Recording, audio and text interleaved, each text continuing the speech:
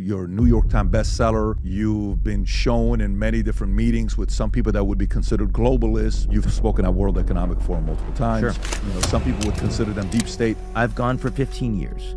I can assure you that no running of the world is being done by the World Economic Forum.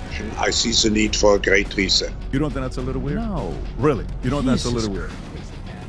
No. You're a smart guy. No, I am a don't- smart guy, and I don't ask go questions. off. I think globalization is good. I think all of you guys are bots on this side. You guys are for sale. And the idea that that's true only of one party, not the other, is insane. Tear apart my argument. Trump sees that he has a tool, and he scattershot, uses it everywhere. I think that is one of the most irresponsible decisions by a president I have ever seen in my life, honestly. And why is he doing it? Because he wants to show he can? Do you know what happened to the Democratic credibility to me? Right here. It got hurt. Not hurt. Completely. This is not hurt. This is the first time in history. It's shattered. China today, they have advanced technologies. They're ahead of us. I don't know if you can say it because I'm No. going to upset somebody. No, you will it's be not canceled. that. Dinner will be canceled. A couple of you. But I can say whatever I want. I can. I don't know if you I can really say- can. I want to protect you. Don't No. say everything you want to say. No.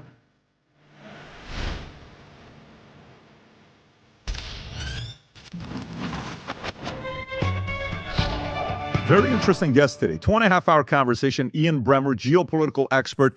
For the last 26 years, he comes out with the top 10 global risks every year. This guy's gotten tens of millions of views.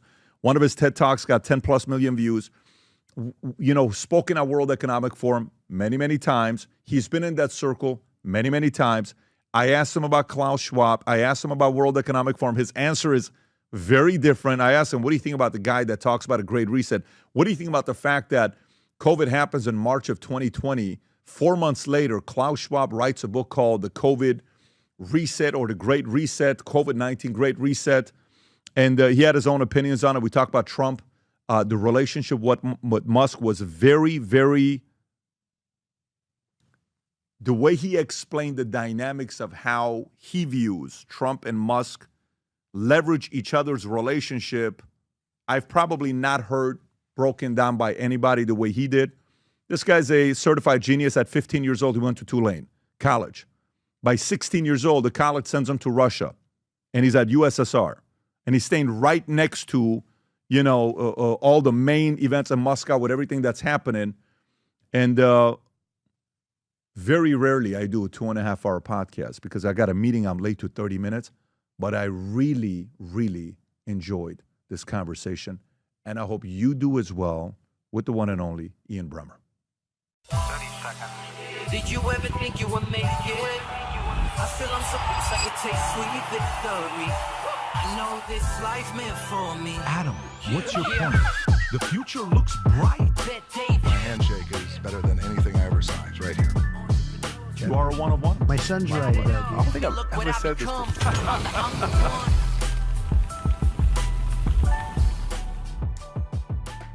How you doing? I'm doing good, man. Good? Yeah. An Armenian. 2 Armenians in a room. Happens, right? I mean, it's a miracle, but it does happen every once in a while. Yeah, I feel the connection already. See the connection as well. You know, obviously I've seen your stuff for many years. You know, you've done stuff that TEDx, TED Talks, 10 million views. You've, you know, always making your predictions every year, what's going to happen, the risks, all that stuff. How does somebody wake up one day and say, I want to get into this space? How did it happen to you? So when I went to college, I was really young. I was 15. And I grew up with nothing. I grew up in the projects. I'd never traveled anywhere. I had a professor, this was back in 1986. I had a professor that was leading a trip to the Soviet Union. This is when Gorbachev like first came in. This was before reform. This is like super evil empire Reagan days, right? And I begged him, take me on this trip. And so here I am as a kid, finding myself halfway around the world, behind the Iron Curtain, authoritarian regime, communism, crazy government, but meeting young people that in many ways are just like you and me.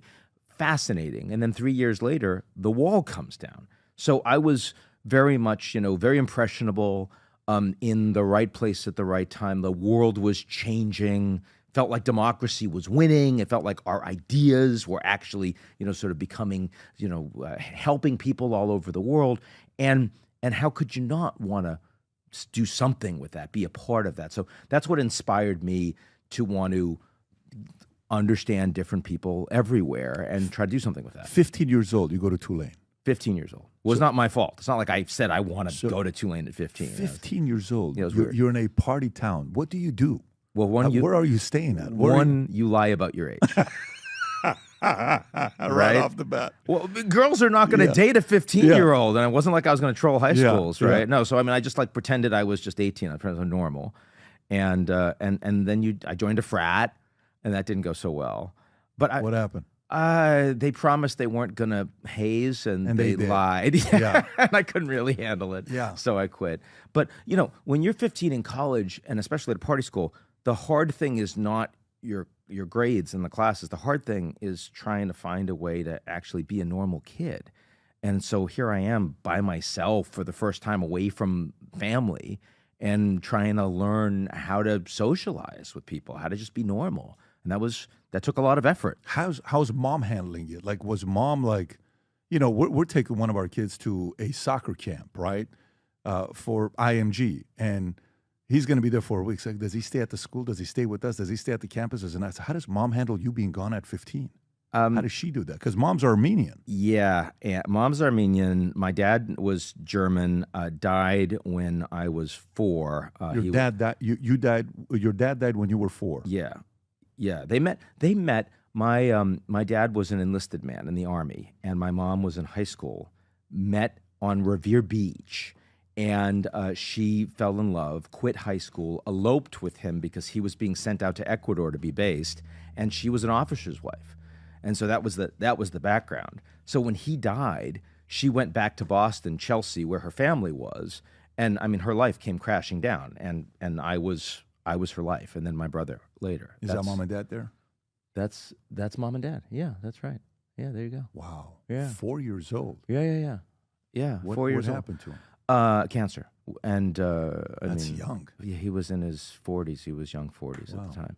So you going to Tulane? Can you pull up the Tulane picture? I just saw it. You pulled it up. Oh, my that was God. great seeing it. Really? You're playing chess. Oh my God, that's a horrible Seriously? photo. That's a horrible photo. You're playing chess. Look at those David Stockman glasses. Look at the velour sweater. It's not good. I didn't know you were going to do this to me. That's cool. That is cool. I haven't seen that photo in 15 years. years old. That is yeah. So did you do a 4-year program, like, you know, in a 2-year thing? Is that kind of what happened with you because you were going through it fast, or did you do full 4 years? I did the full 4 years, but I traveled everywhere. I mean, I went to the Soviet Union a couple times. I went to Japan. I did my junior year abroad. I mean, I went from nowhere growing up in Chelsea, Massachusetts, to traveling everywhere because there were all these opportunities. How old were you when you went to Russia? I would have been 16. Soviet Union. First time 16. What, like, you know, like, I don't know if you saw when Tucker went to interview Putin and he's explaining what the subways and all this stuff looks like, right? What was it for you? Impressionable kid, you're going there. What did you notice? Subways were incredible, of course. Okay. And they're Yeah. super, super deep underground. They Yeah. were meant to be bomb shelters. All of this incredible marble artistry, grandiose. I mean, you know, communism, and it was meant to show the average Soviet citizen that this is Soviet power. It's accessible to everyone. But my first experience was very different from that. It's a funny story. So this was the Hotel Cosmos, which was, the Hotel Rossiya. I was at the Cosmos as well, the Hotel Rossiya. And it was in Moscow. It was right off Red Square. And at the time, it was the largest hotel in the world. It was where the Olympic athletes, the Americans, if Carter hadn't boycotted, would have been staying there. And so here I am. That's the Hotel Rossiya. It's right. You see the Kremlin in the background there on the left, and there's the river. So anyway, there I go, and there's 10 of us, 14 of us on the trip, all students from Tulane and our professor.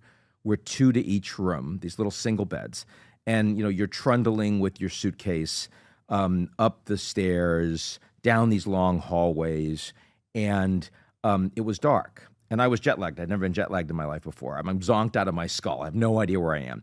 And I go to put the light on in the room because it's dark. So it's a single bed, and there's a clip-on lamp that is clipped to the little headboard on the back of my bed behind the pillow.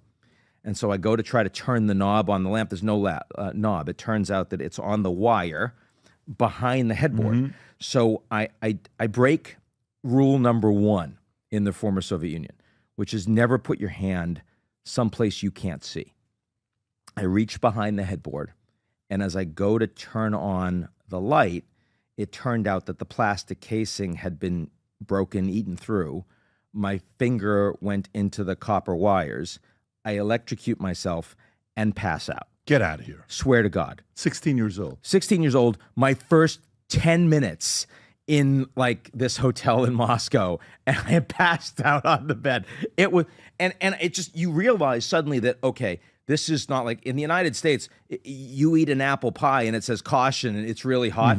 There are no fucking caution signs in the former Soviet Union, okay? So it was just a real come to Jesus moment of, okay, Ian, you're going to need to like actually be a little more aware of your surroundings here. You're going to have to like pay attention. First experience. First experience. What else? What else was it for you? Like when maybe when you left, you're on the flight back, you're talking to your roommate. What are you telling him? I'm saying like what an incredible, mind-blowing, all of these different places. I thought that communists were all the same. I thought like the Soviet Union, they were all going to be these mindless automatons that hated us. Turned out, I mean, you had Armenians and you had Georgians and Azeris and Russians and Ukrainians, and they had different parts of the Soviet Union, and they acted differently. Their culture was different. Their languages were different.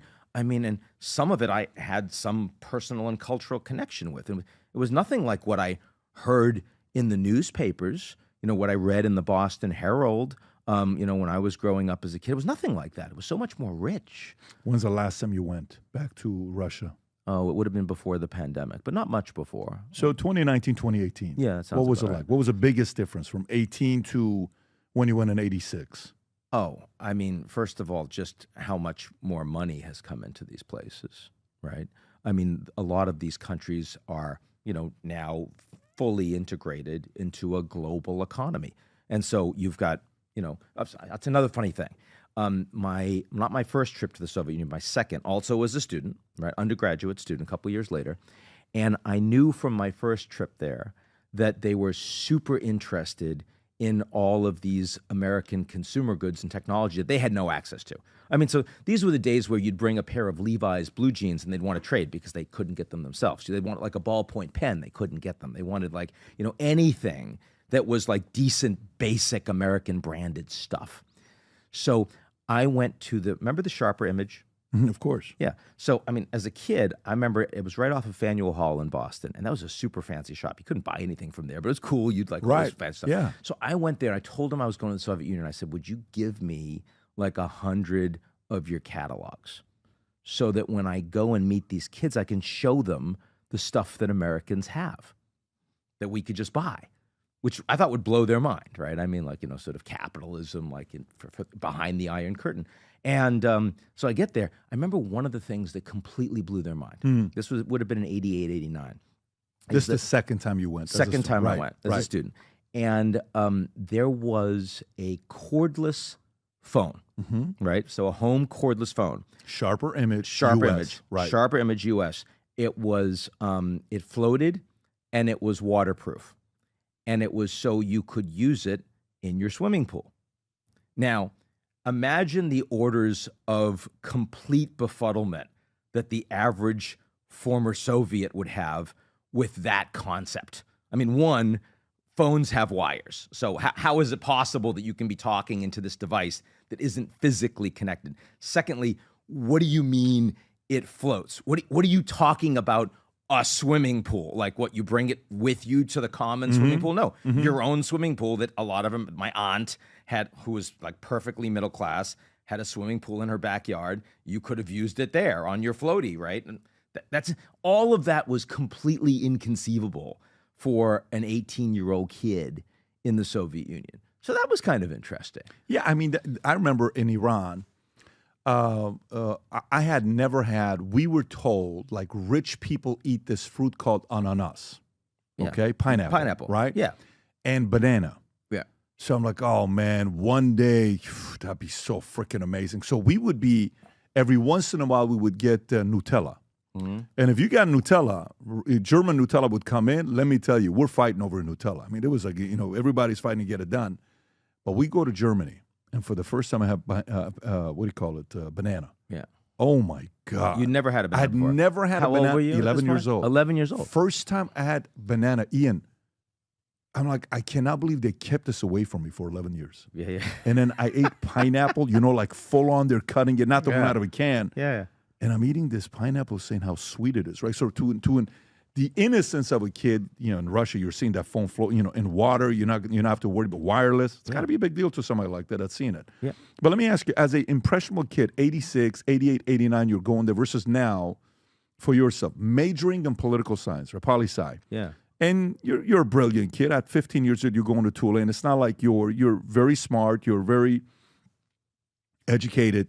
What's changed for you politically from them? Like what events? Because this is your world. You've been making predictions since I think I saw 2000. I think you started the firm 88 or 98. Yeah. 27 years. So since 98, and then your predictions been making every year. But what's evolved with you from the 1986, 1988, 89, first time you went to Russia till today politically? Well, 89 was this incredible moment where the United States, right, actually won, and won without a bullet being fired. Won not because our economy was better, though it was, not because our military was stronger, though it was, but because all of these people behind the Iron Curtain saw the way Americans and our allies lived and said, we don't want to tolerate the loss of these liberties. We want to have freedoms. We want to have free speech. We want to have a free market. We want to live like these people.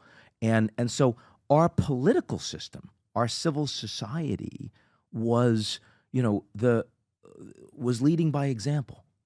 And it was something that, if you think where we are today, when, so many people want to come to the United States, but no one outside the U.S. would say, I want my political system to run like America's. Like, you just wouldn't say that today.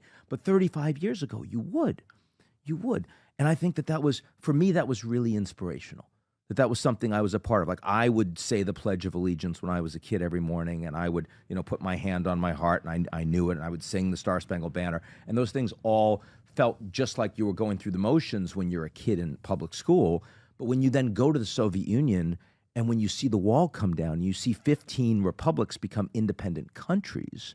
And I was in Ukraine in 1992, and I was there for their first ever day of independence. Oh, wow. And you saw ethnic Russians and ethnic Ukrainians all come out in the hundreds of thousands and celebrate the fact that they had independence from the Soviet Empire.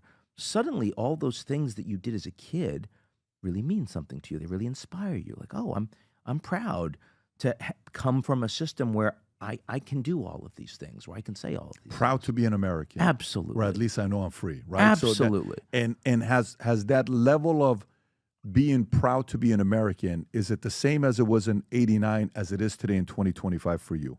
No. Why not? It's a little different. Tell me why. I'm very proud to be in a country where I believe that it is still patriotic, essentially patriotic, to say what you disagree with, to say when you think your political leaders are making mistakes. So Lord knows, as an entrepreneur who started his own firm from nothing and with no money, there's no other country in the world that you could have done that. So I'm enormously grateful to have been so lucky that I could be born in a country where we could do the kind of things that you and I do. That's incredible. But I'm a little sad that we have not lived up to the promise of 1989 in 2025. Not the role of the dollar, not the strength of our military, not the fact that we have the best universities everyone wants to come to, but the fact that people don't look up to our political system, the fact that we're so divided in this country right now. That is something that I'm not proud of. I don't like how divided we are. Were you proud to be an American 24? When's the last time you would say, the last time I was proud to be an American, like 89, was when? Yeah, because I'm still proud to be an American. I don't get me get wrong. that, but that level. But that like 89, it probably would have been, definitely after 9/11.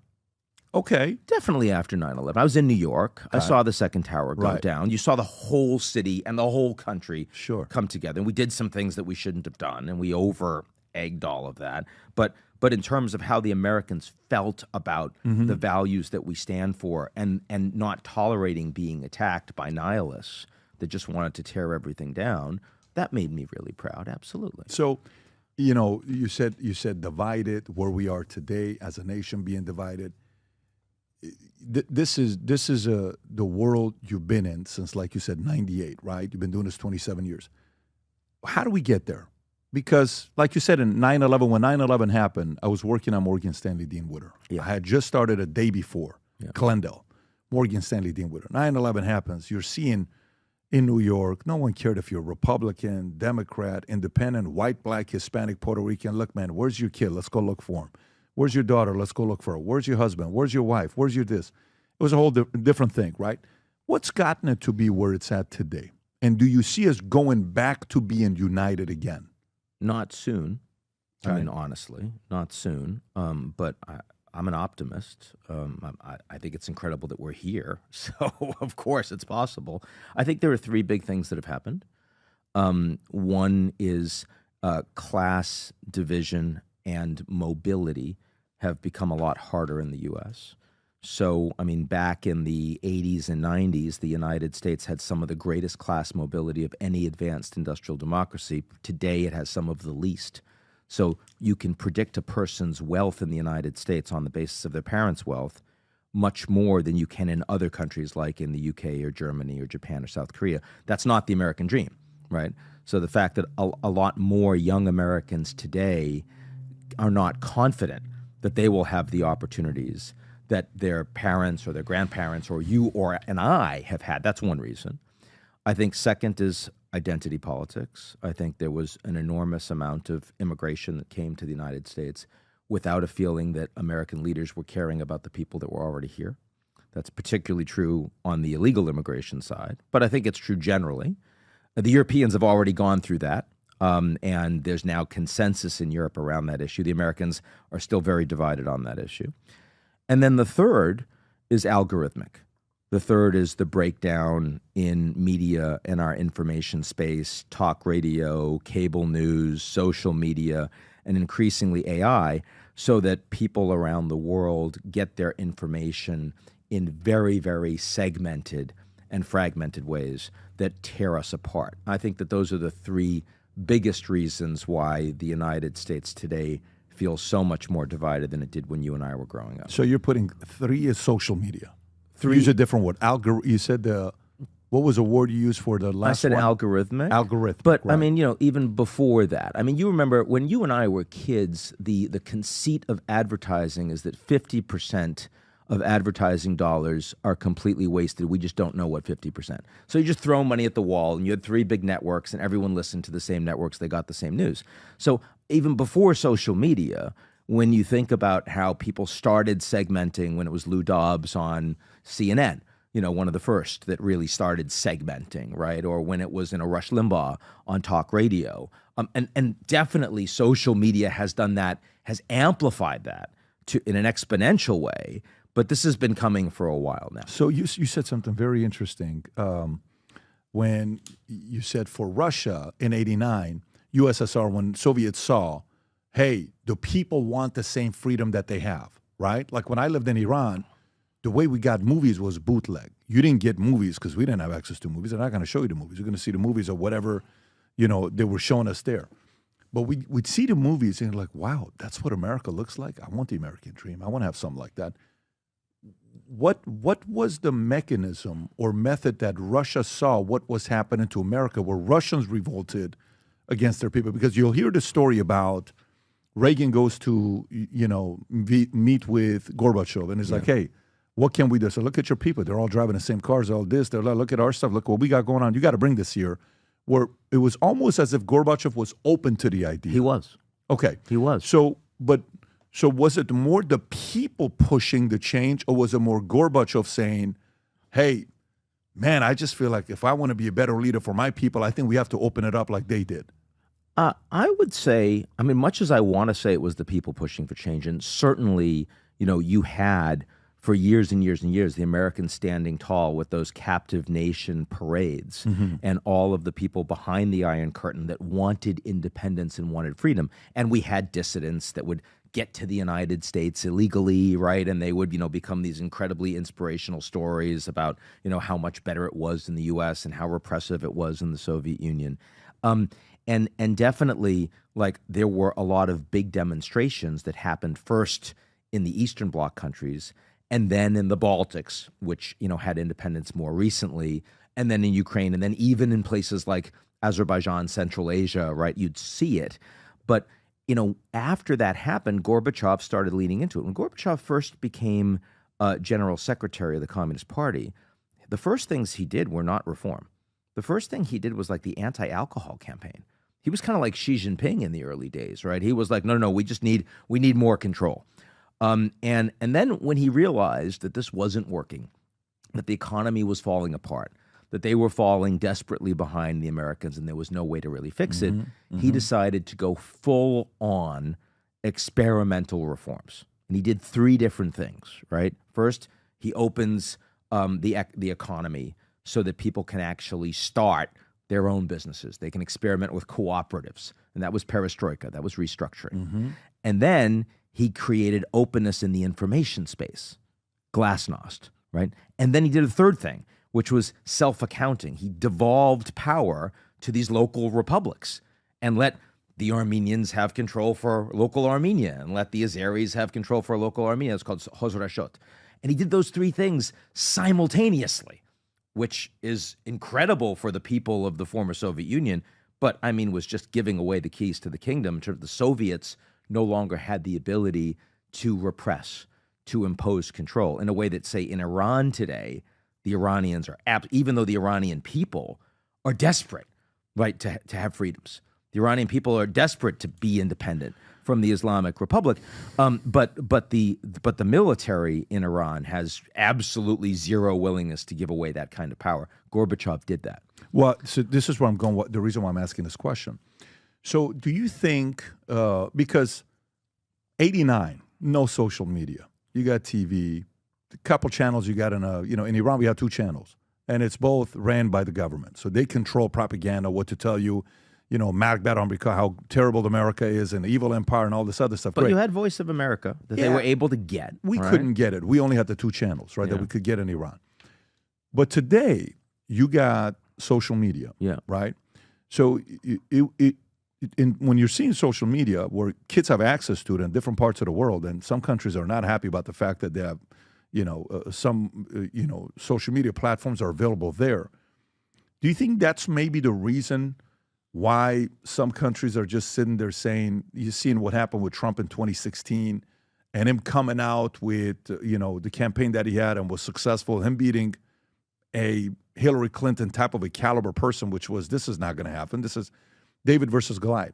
Do you think this is why you're seeing a lot of Millets? Do you think this is why you're seeing the Orban? Do you think this is why you're seeing Maloney? Do you think this is why you're seeing folks that are kind of seeing what's happened in America, where other countries' citizens are like, look, I kind of want that. That makes sense to me. These other ideas are not making sense to me. So it's harder for the establishment today to keep control because of social media versus what it was in 89. Oh, absolutely. I think that Bolsonaro doesn't win in Brazil in the previous cycle if it's not for Facebook. I think that a lot of these leaders, that these populist anti-establishment leaders, many on the right, some on the left, you look at AMLO and now Sheinbaum in Mexico, same basic playbook, right? Which is the establishment is corrupt and entrenched. There's a deep state. They don't care about you. We're going to do something completely different. That's how they win. And I think that that social media and the ability to communicate directly with the people with comparatively limited amount of funds available is it's a game changer. And it undermines the establishment in a lot of these places. So so the establishment, if we go through themselves, like and I want to get your thoughts on this here, where the concern is. One of the things that Trump did, you saw Jim Acosta just got fired, whatever you want to call him, stepping away from CNN, midnight, whatever you want to call it. It's a way of saying, look, if you're going to quit, we're okay with it. What do you want to do? Go ahead. We don't have to pay the severance and all this other stuff. So he walks. Yeah. Okay. But he's the OG guy with fake news, right? You're fake news. You're fake news. And then Trump started saying fake news, fake news, fake news, fake news, fake news. And then, oh, shit. He exposed a company Ted Turner started that was a very successful company, CNN. And now they're $400 million down. They're letting go of 200 million people, 200 employees. MSNBC, now for sale. CNN, now for sale. Fox, top 500 of 500 shows since, I think, Election Day, November 5th, have been all Fox shows. And the first one is 507, I think was somebody that was CNN. I don't know who it was. Why do you think, folks who before were like, well, no, this is how you got to think. No, I mean, I got to take this shot. No, I got to do this. No, this is what they're telling me to do. The level of disruption of social media to the establishment and media, not just social media, media. What effects do you think social media has played for people to kind of start saying, wait a minute, I don't believe you. You're full of shit. You just try to play games with me. You lied. No, this is not cool what just happened here where, and RFK, I'll never forget, first time Joe Rogan had Bobby Kennedy on his podcast, he says, I thought you were a kook. I think that's the word he used. He says, I thought you were a kook before I had you on here. I'm like, who is this guy? What are you talking about? Vaccines are good for you. All this stuff is good for you. And then, like maybe he's got something interesting to talk about. Some of the stuff he's saying is kind of interesting. I'm interested. And then now, yesterday, his hearing, one of the guys says, RFK, Robert, would you consider yourself a conspiracy theorist? And he says, a lot of people say that, but was I a conspiracy theorist when you guys were told, we were all told that vaccines, if you take it, you won't be able to give the virus to another person? Did I get that wrong? How about the red eye when you guys, the red dye, did I get that wrong? How about when you guys said this? He's kind of going through it, right? Yeah. Do you think the chokehold, the establishment, media, even our educational system had on the populace, they've now, Trump and others have broken, and these guys don't know how to get control back of it like they used to once have? So I'm a political scientist, not an epidemiologist. So I'm not in a good position to try to debate on where RFK is and isn't right or wrong. But I will tell you more. That's actually not where I'm going. I know. I'm not going to that. I understand, right. But I'm saying more broadly, right, in terms of whether I think the establishment media has gone way too far on a bunch of issues. You look at the COVID starting with a lab leak in Wuhan, China. And that was something that clearly was a narrative that the establishment media decided that they did not want to go ahead with. And I think they did a lot of damage to themselves as a consequence of that, as the Biden administration itself, in the last weeks of their presidency, did a study and came out and said, yeah, this looks actually very plausible to us. Well, they weren't saying that, a couple of years ago. I think those sorts of things undermine. I think that when Fauci was aware that that N95 masks could be effective, but other masks weren't, and he wasn't saying that to the people because he didn't want to cause panic and there weren't enough of them. Well, that comes back and bites you in the ass. When you're not being transparent and accountable to people. Now, more broadly than the stuff around disease and epidemiology, is I think that the Democrats have gone way too far on a bunch of issues that do not align with where the base of the country actually is, the base of the population. I think the Republicans have done that on one big issue, right? For the Republicans, it was abortion. Mm-hmm. We had, for 50 years, Roe versus Wade. Call it settled law, call it unsettled law. It was very messy, right? And it made nobody completely happy, but it happened to reflect where the average American was on abortion. And therefore, it was a pretty good compromise. And when a whole bunch of Republicans decided that they were going to push the bounds, they ended up losing in a lot of different places, right? And Trump and Vance worked really hard to pull that back over the last campaign and say, hey, we're not trying to do a national abortion ban and stuff like that. Well, the Democrats got over their skis on every identity issue, right? They went way, way farther than the average American was willing to tolerate. They ended up getting completely captured by a small number of elite, well-educated progressives in urban centers, and they lost the rest of the country on those issues. On migration, they completely lost the country and decided they were going to stand for some progressive values that the average American would not tolerate. And I think that when you do that, And when the media that supports you reflects that, Yeah. you lose Americans. Now, is the answer to be found on social media, given, sort of the I'll do my own research, I don't need to be credentialized, there's massive amounts of verified people that aren't really people, they're bots, that they're algorithmically, you're promoting an immense amount of disinformation? No, I don't think social media is a better answer for civil society. I don't think that we will become more unified by leaning into algorithmic learning. But I do think that establishment media, mainstream media, has destroyed their credibility in the United States over the past 10 years. How does the Democratic Party recover? I had Ro here. Just a day ago, right? Yeah, just a day ago. Yeah. By the way, great conversation. I'm but sure, we had him just a day ago, and we're sitting there talking about what policies do you have left for the average day-to-day person to agree with you that's not an extremist? What do you have left? Like, I'm actually curious, because you used to be the party that's against war. Now it's the Republicans. You used to be about, hey, working Americans, rich got richer under your term, and gas prices went up under you. You used to. What part of it do they have the edge over, argument-wise, purely argument-wise? I don't know what argument they're winning. Hey, no taxes on tips. That's low and middle income earners, waiters, waitresses. He said that first 2 weeks later, Kamala says that. Hey, we're going to finish the war. I just don't want people to die. The other side is causing. What argument do they have left? Well, if you're becoming a party that wins with wealthy Americans and loses with labor union members, loses with the working class, loses with middle class, clearly the Democrats have lost the plot on this, right? I mean, Republicans this time around won with average Americans. That's insane. It's a big difference from where they were. By a billionaire, by a media guy. Right. How did he connect with them where the average guy's like, dude, that guy's going to take care of me much more than this guy that's from Delaware. I feel like he's the one. I feel like he's going to do a better job than Kamala Harris.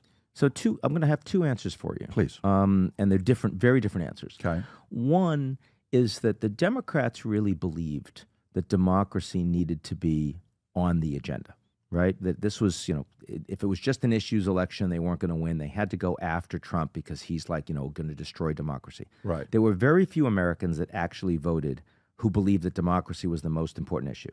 Okay. But of those that did, they voted more Trump than Harris. And isn't that fascinating? And that is something the Democrats. How do you handle that? This is like, were you shocked when you saw? Not at all. So you saw this coming? I thought Trump was going to win. Yes, but this will be my second argument. But let's start with this one, which is, yes, Trump has done a bunch of things that do not reflect that he is someone that really cares about long-term rule of law in this country. In my view, he is not the poster child for like great American governance standards and values. Historically, I wouldn't put him in that category.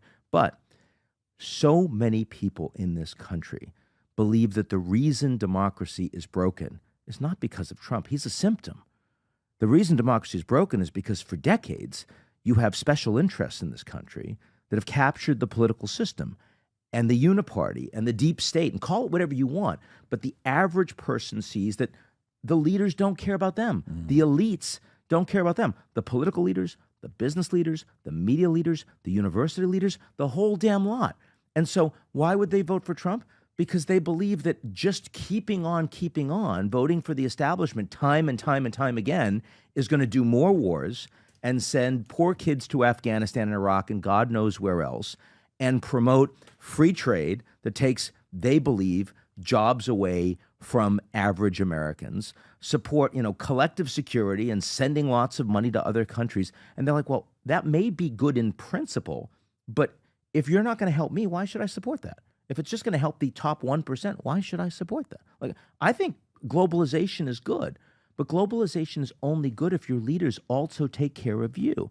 So I think the fact is you have lots and lots of Americans that feel like they needed someone that was prepared to break the system, to challenge the establishment. And that has happened in lots of countries, not just in the United States, but Trump took advantage of that. And not just the first time, But the second time, when they knew exactly who he was, when it wasn't an experiment, when he's already gone through the impeachments and was almost assassinated and got convicted and everything else, and people said, no, exactly, he's fighting against those guys. I want this guy. Now, there's a second reason that Trump won, and this one is not an American reason, but it's really important. I know you've seen how many elections we've had all around the world over the last 12 months. We have more coming in the next few months. That's right. Overwhelmingly, incumbents lost. And that is mostly a hangover from the pandemic. That is, of all the things you and I have experienced as Americans, the pandemic has been the most disruptive in our lives, right? Every American felt that, don't care your walk of life. The economy was completely disrupted. Supply chains were completely shut down. A massive amount of money, trillions and trillions of dollars were spent. And also, people didn't move. They didn't go from state to state. They didn't go from country to country. You finish the pandemic, inflation is at historically high levels. Migration is at historically high levels. Any leader that is holding the bag around the world is going to lose in that environment. And here's what's interesting, is that if you were an alien looking down at all the elections over the last year, the U.S. election was one of the closest. I mean, you would be forgiven for asking, why did Harris do so well? And the answer is not that she was a good candidate. The answer is that the U.S. economy was doing comparatively better, and inflation was comparatively lower than what they had in Europe, for example, or in Canada, for example. And that's why that election was close. That's why, despite everything we've been talking about, Trump didn't break 50%. Yeah, I mean, she lost 7 states. I know. 7 for swing states. But and I'm just comparing it to other elections around the world. But then this is what it makes me think about. Rob, you know what I want to know? And maybe you already know the answer to this question. Of the incumbents that lost, you said majority of them lost. Almost all of them, yeah. Almost all of them. Yeah. What percentage of them were liberals and more democratic, socialist, progressive policies that were aligned with what America and Biden did? What percentage of them? And this is for the 2022 midterms. Yeah, not midterms. We're talking 2024, because in the last 12 months, it's known for the biggest election, globally. India, globally.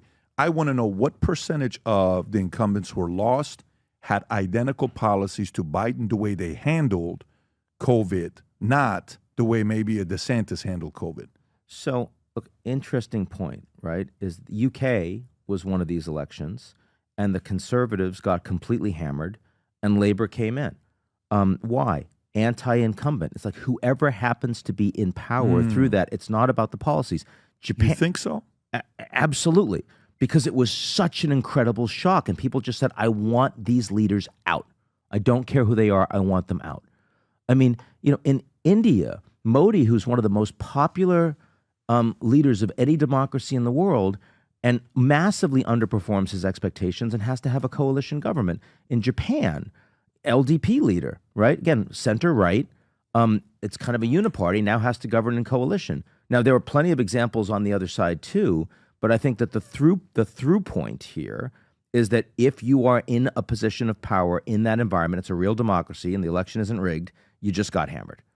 And that is the reality. Yeah. Did you ask ChatGPT, Rob? Is that the one you asked? I did. That's where that information So it comes says from. over 80 countries representing nearly half of them. But can you find out how many of them are, okay, that's what you're doing? This gave me United States again. So I want the world. Yeah. So it says over 80 countries, amongst democracies, more than 80% of incumbent parties experience a decline in support compared to previous elections, with many suffering historic losses. Yeah. Right? Yeah. Okay.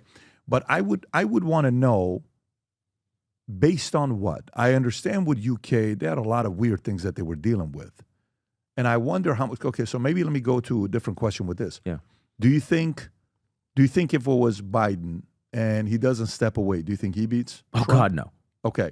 No, So neither one of them. No. So neither one of them. I mean, Biden gets hammered much worse. How about Josh Shapiro? I think that anyone it would have been easier for Shapiro because at least Shapiro wasn't as much of an incumbent. I mean, Harris and Biden are responsible. Put them in the same camp. Put them in the Right. same camp. Yeah. How about Newsom? Look, again, I would say if you are looking at a change election, then even Josh Shapiro and Newsom would be seen Change as election largely in politics and policies. in politics and Okay. policies. But even if you go to UK, how do they handle COVID? I don't know if you handle COVID the way DeSantis handled COVID. No. You know, even if you go to a lot of these, there was some people you can consider conservative, but they still weren't handling it the way it was like open, feel free, what do you want to do? I mean, the best state in handling COVID was probably the state of Florida. My opinion. You may disagree. My opinion, right, on what happened. No, the reason why I'm asking this, I don't know if it's all COVID related. Maybe it is, maybe it's not. A lot of things happened that were just weird. Like you said that earlier. They try to really push on the identity politics a little bit too much. And they try I'd to say a lot too cave much. to the 1%ers who are very loud and, hey, pay attention to us. Well, we're going to do this and we're like, they're sitting here talking about RFK is not qualified to be the HHS secretary of, you know, did you forget Biden's HHS secretary? This is him. This was our Biden's HHS director. I mean, you know who this is, Rachel Levine. You know, we're supposed to sit here and say he's qualified, but RFK's not. So to the average person, logic made no sense the last 4 years on what happened. And for me, so maybe let me go a different direction because now you're giving good perspectives here. Trump, does Trump win? Take Bobby, that goes with Trump. Take Tulsi, take Rogan. Both Democrats. Take those Musk. two. Yeah, okay. Okay. Yeah. With which one of them does he not win? So say that Musk doesn't get behind him and puts $250 million and go to Pennsylvania to campaign for the days that he did and does the Twitter spaces that gets 1 billion views. Yeah. Say Tulsi doesn't go to Trump. Yeah. Say Bobby doesn't come out and walk out. Say, you know, who's the other one I'm missing? I'm missing one. Tulsi, Bobby, Elon Musk. Say Musk does, with which... And you said Rogan, yeah, of course. With Rogan, right. Yeah. Which one of them would he have still won? I think that, again, the fact that we had, and it's still going on, I mean, the Germans just had their government implode, right? And Canada just had Trudeau implode. I mean, we are seeing across the board that this is a horrible time to be an existing leader and be attached to whatever it is that's happening, attached to this part of the economic cycle, this part of the migration cycle, this part of the information cycle that goes with that.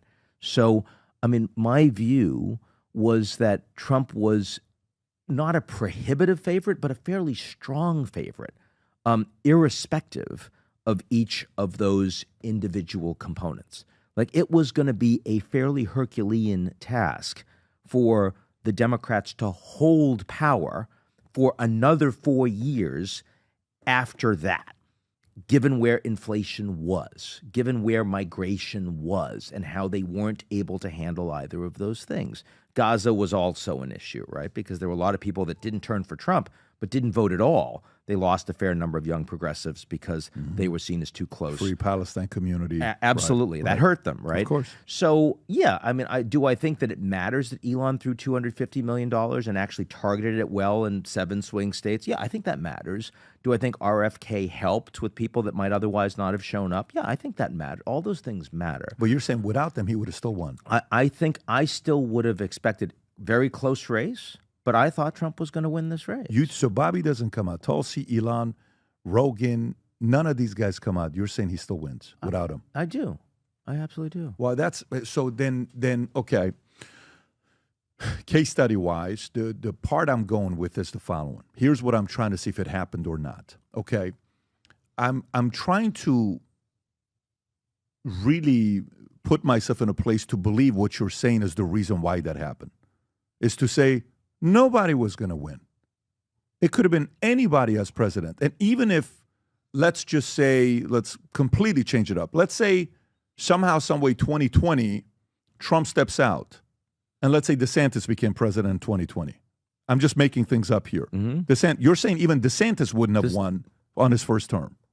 I'm saying DeSantis in 2024 wouldn't have won. Would have had a really good shot. No. Hear me out what I'm saying. Stay with me here. What I'm saying. Go ahead. Okay. So Trump wins 2016. Yes. Okay.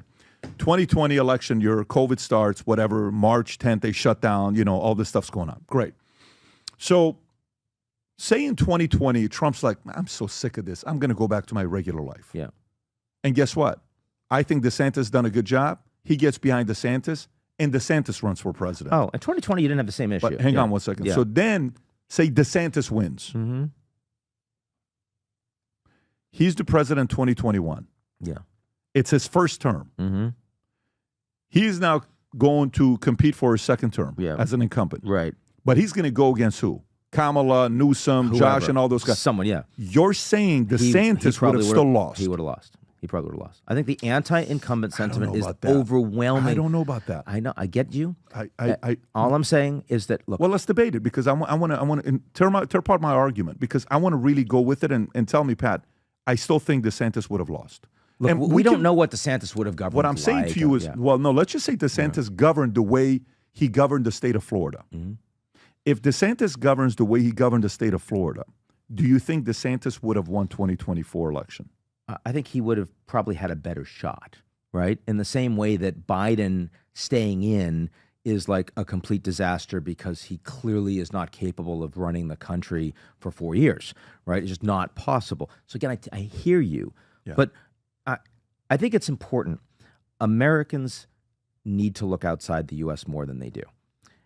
There are a lot of democracies out there. They're facing a lot of the same problems. We talk about trade. We talk about migration. We talk about the media space. This is not, you asked about Facebook and social media, and you asked me about Milei. You could have asked about Bukele in El Salvador. Same. All these leaders. Yeah. So you're willing to talk with me about all of these like grassroots factors that are causing things all over the world. But then when we talk about the impact that has on an election after a unique, extraordinary global time of crisis, and it turns out that leads to overwhelming pushback. May I present? Against people in power. Let me present it to you and tear apart the argument. So let's say in a fantasy world, Trump steps out in 2020 and he says, guys, you know what? I'm not dealing with this. I want to go spend time with my grandkids and go golf. I got 20 more years to live. I want to enjoy my life. I can't stand politics. Plausible. I'm out. Yeah. DeSantis comes in. I get behind him. DeSantis wins 2021, January, whatever it is. DeSantis, the president, there's no J6. Okay? Okay. He wins. Let's go through which events he would have handled in a different way. Okay. So now, do you think DeSantis being a president, Trump still tweets? No. No, meaning, do you think DeSantis becomes president in 2021? Do you think Trump is still going to be loud and say stuff and, if he's golfing, tweeting not as much. Okay, maybe not as much. Okay. Do you think DeSantis being president, the border would have been handled the same exact way? No. Okay, I think the border, so stay with me here. That's important. Okay, stay with me here. Yeah. So I don't think the border would have been handled the same exact way. Yep. So where in 2008, the unaccompanied alien children, UACs. In 2008, Bush's last year, we had 8,000 UACs. Where in 2022, we had 148,000. It's not going to happen under DeSantis. Correct. Okay. So America was sick of that. Number two, do you think he would have allowed for the amount of abuse that took place for kids to not go to school and leaving kids closed and been able to control with the funding for some states that are abusing and they're not letting kids go back to school? Probably not. Okay? Probably not on how he would have handled it because he would have probably shared similar policies that he was doing in Florida, across the board, nationwide. But DeSantis. the Democrats in opposition also wouldn't have been leaning into the crazy populists, the crazy progressive stuff on identity politics to the degree that they were when they have power in the White House. Stay on COVID, and to me, stay on this COVID part. Okay, right? fine. So now we're talking COVID and school shutdown. Okay, if they opposed him and they said, "Who the hell you think you are? Our job is to protect the kids, and we're going to be able to protect it." And Mayor Villaraigosa, text us if you see people that are driving in the streets because we told people to stay home if they're non-essential and da-da-da-da-da. Okay, if they oppose DeSantis and DeSantis is saying this policy, it would have backfired on the progressives still, right? Let's go to the third one. Do you think a war would have happened with Russia and Ukraine?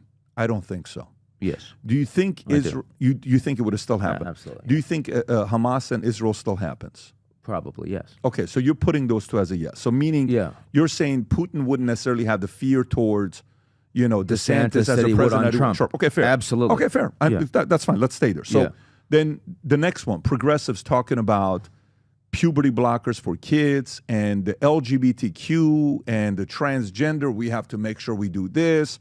and a Randy Levine, what is his name? Rachel Levine. Rachel Levine. Yeah.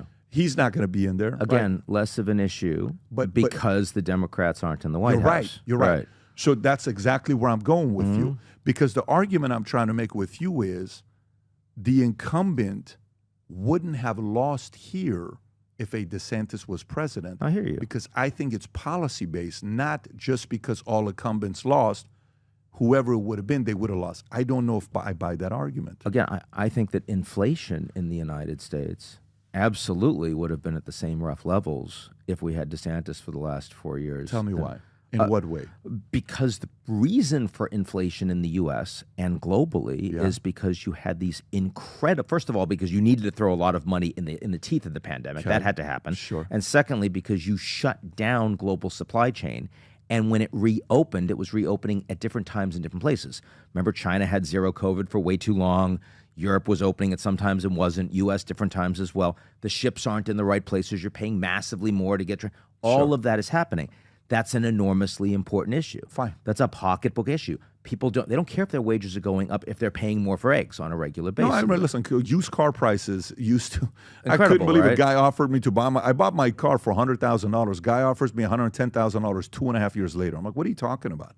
He says, yeah, because the chips, whatever's going on with the chips, you know, that you went to a watch store, you're trying to buy a watch. There are no watches out there. They're not even making a watch. It's like, we don't have any watch. Everything is empty. So you're right. I'm with you on that I'm part. prepared to accept that if you ask me, would DeSantis have been a stronger incumbent in an environment where incumbents are getting crushed everywhere around the world? Would he have had more of a chance? Yeah. Yes. But do I think he would have won? Would I bet on that given that Okay. I would say no? Okay, so you said earlier you used the word deep state and you used one other word. I don't know what word you used before the deep state, but something around the lines of that same community. Do you for somebody that you've spoken at World Economic Forum multiple times, Sure. you've you're a New York Times bestseller, you've sat down with a lot of different people, you've been shown in many different meetings with some people that would be considered globalists, you know, some people would consider them deep state and all this stuff. Yeah. Do you believe at this phase in 2025 with what we saw the last 4 years, do you believe there is such thing as a deep state, or you think that's just a term that's thrown around as a fear porn word? Like all of these things, they resonate because the basis of the argument has some truth in it.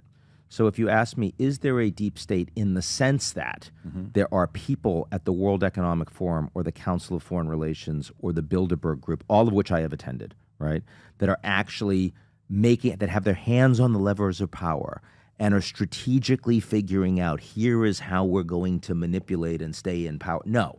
These organizations have virtually no power in and of themselves, and they serve as networking organizations to help people get deals done. You think businesses Klaus done. Schwab is a good guy? I didn't say that. I said that that wasn't the question you asked. Klaus Schwab is someone I know and have known for a long time. He is not someone that I would say is a warm, fuzzy, classical liberal, care about everybody in the world. The fact is that I wrote a book, not my latest one, but 2 books ago, called Us Versus Them, The Failure of Globalism. I think globalism has utterly failed in the United States and around the world. A large number of incredibly wealthy people that have bought access to power have used that to advance their own interests against the interests of people that are now saying, we're not going to tolerate that anymore. I think that's an incredible, incredible injustice. So I'm not a globalist. I believe in globalization because in the last 50 years, we've managed to reduce poverty and increase a global middle class that can actually live longer. We've managed to educate women. We've managed to urbanize. We've managed to reduce infant poverty. We educate people. Those are all great things. Globalization is wonderful. I love the fact that people and goods and services and ideas move faster and faster around the world, and that people like you and I, our families, can get the hell out of where we were and make something of ourselves. I believe in all of that. But globalism, the idea that if you can get your hands on power, you can promote these things and not care about the people in your own country, I don't accept that at all. At all.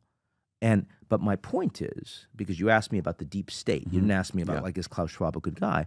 The deep state is true insofar as there are a class, a tiny class of people that don't care whether it's Democrats or Republicans.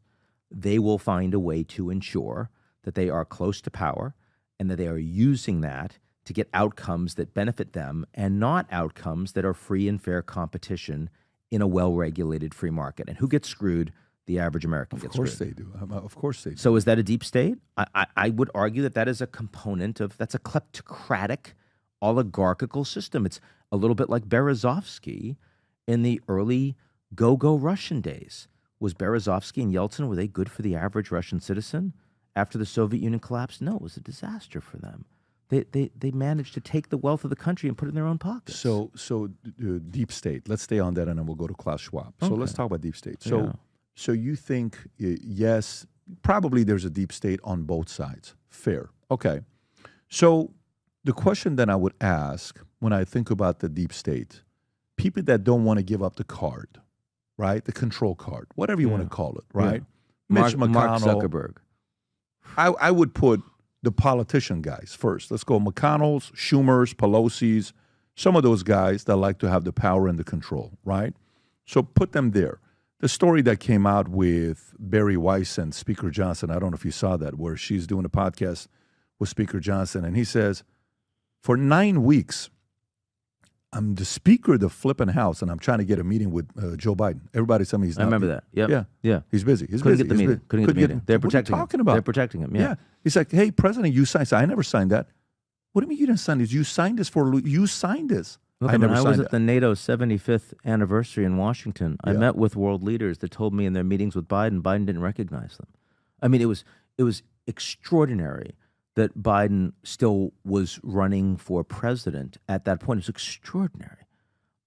Obviously, there were people around him that were doing everything possible to ensure that the actual state of his health on a day-to-day basis was obscured from the rest of the world. I accept that. No Right. question. So, but when you have that, and then he says, we're sitting in the office, and he says, who's in the room? Hakeem Jeffries, I think he said. He said Kamala Harris and one other name, Schumer. He said, can you guys give him a few minutes to talk to the speaker? And they almost didn't want to leave. Yeah, So and I they got- did. And they and they left, did. They and he did, spoke with Johnson directly. So, so the deep state, yeah. okay, if you sit there and you think about the deep state, again, go to a DeSantis. If DeSantis was in and he's dealing with that, you think he's going to be helping those guys out? Helping the Democrats? No, the deep state. Whoever you think the deep state's going to like him?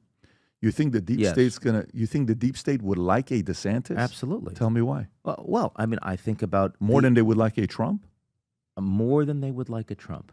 It's interesting. Trump is more transactional and more pay for play. So if you're someone like Jeff Yass, he will flip on TikTok because you've given money to his campaign. So, I mean, in a way that I think DeSantis would be less overtly transactional. I think that's a fair point you make. But, I mean, if I think about how comfortable an awful lot of big donors are with all of these people, I mean, it is true that more billionaires, a larger number of billionaires, gave money to Harris than gave money to Trump. That's certainly true. But, you know, if you ask me how the American system feels broken, it's not because we're becoming a dictatorship. It's because special interests with a lot of money ensure that they pay for almost every congressional race, House and Senate, Democrat and Republican, and the presidential race, and it's $3 billion, and it takes 24 months, and it's a subversion of democracy. And the idea that that's true only of one party, not the other, is insane. It's insane. So we all know that, I mean, like, no matter who comes in, you know, the people that are doing really, really well in the United States keep on keeping on. The comparison is not even close, though. If you look at the money that goes from special interest to the left and the right, it's not even close. Have you ever looked at the numbers? Have you seen what kind of numbers are being raised? Have you seen how much money a Trump raised versus a Biden? Have you seen how much of a Trump raised versus a Kamala? Have you seen where $1.5 billion for Kamala in a span of 6 months disappeared, and celebrities are getting paid? I certainly saw how much more Harris was able to raise in this last cycle than Trump did. But if you look at Senate races for Democrats and Republicans across the board, I think those numbers are pretty comparable, and those are big races. I'm not. But when you, I'm talking specifically. But you were asking about DeSantis, so I mean, I'm just saying DeSantis raised a lot of money, right? He did raise a lot of money, but I'm going back to the idea why is it that special interest groups, like if you go to Rob, can you pull up presidential campaign contributions, like how much they've raised by president? When you see Biden's number, I mean, go to images if you could, by president. Yeah. I don't think that's the one. There's one that shows how much each of them raised. I think Brandon may have sent it to me. And Biden's number is astronomical on what he raised. They're not giving the money to him because they believe on how great of a speech he gives and how great he's going to negotiate. Yeah. Again, I would compare the United States with any other advanced industrial democracy. You look at the Republicans, you look at the Democrats, and you would say, wow, the United States is so out of whack compared to every other country. You have an election in Canada and you're talking about raising sort of tens and hundreds of thousands of dollars. Germany, I have friends that are running in Germany right now. These are tiny, tiny races. And you're not able to self-fund in the way you can in the United States. Okay, so check this out. Yeah, Watch sure. this. Mm-hmm. Okay.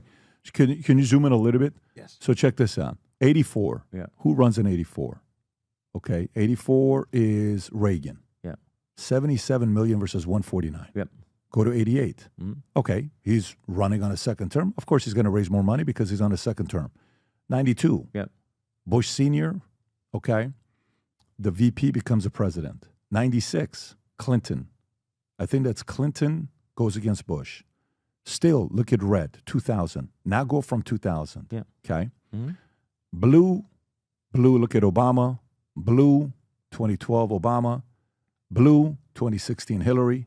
Blue, look at that one right there. $3.1 billion. And then go to 24, Trump against, the number of money going to Republican candidates versus Democratic candidates.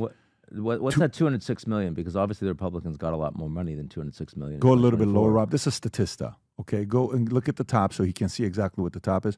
Top spending of President Canada, majority political party from 1984 to spending. This is spending. Mm-hmm. So when you're looking at that kind of money that's coming in, why is special interest so interested in the Democratic Party? Is it because they're bought? Is it because they'll take money and do anything for them? Why are they putting more money on the other side? See, to me, when I'm looking at this, and the reason why I went back and asked you a question earlier, where I said, I had Rokana here, I'm like, what is left for you guys? Is it the fact that there's just more money coming to you? So because there's more money coming to you, it makes it seem like you guys got the policies? Or was the last 4 years during COVID so phenomenal because they went so aggressive on the offensive that the American people finally said, oh, I got you. No, we're not doing this anymore. You guys can give as much money as you want to her or him. I'm done. I don't care how much money you give them. I'm going this way. Okay? I don't believe you guys anymore. I think all of you guys are bought on this side. You guys are for sale on this side. The moment Trump wins, Bill Gates has a 3-hour meeting with Trump.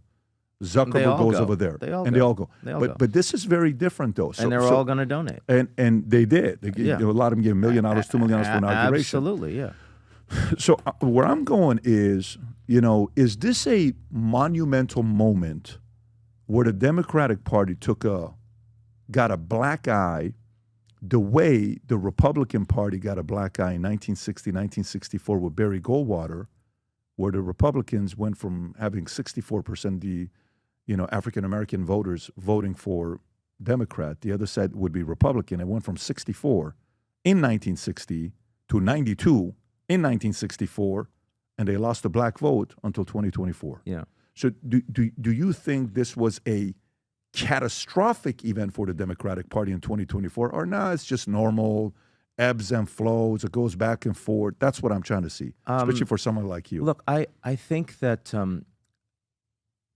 the country is so much more divided. There are so many fewer votes that are up for grabs today than there were 50 years ago in the United States.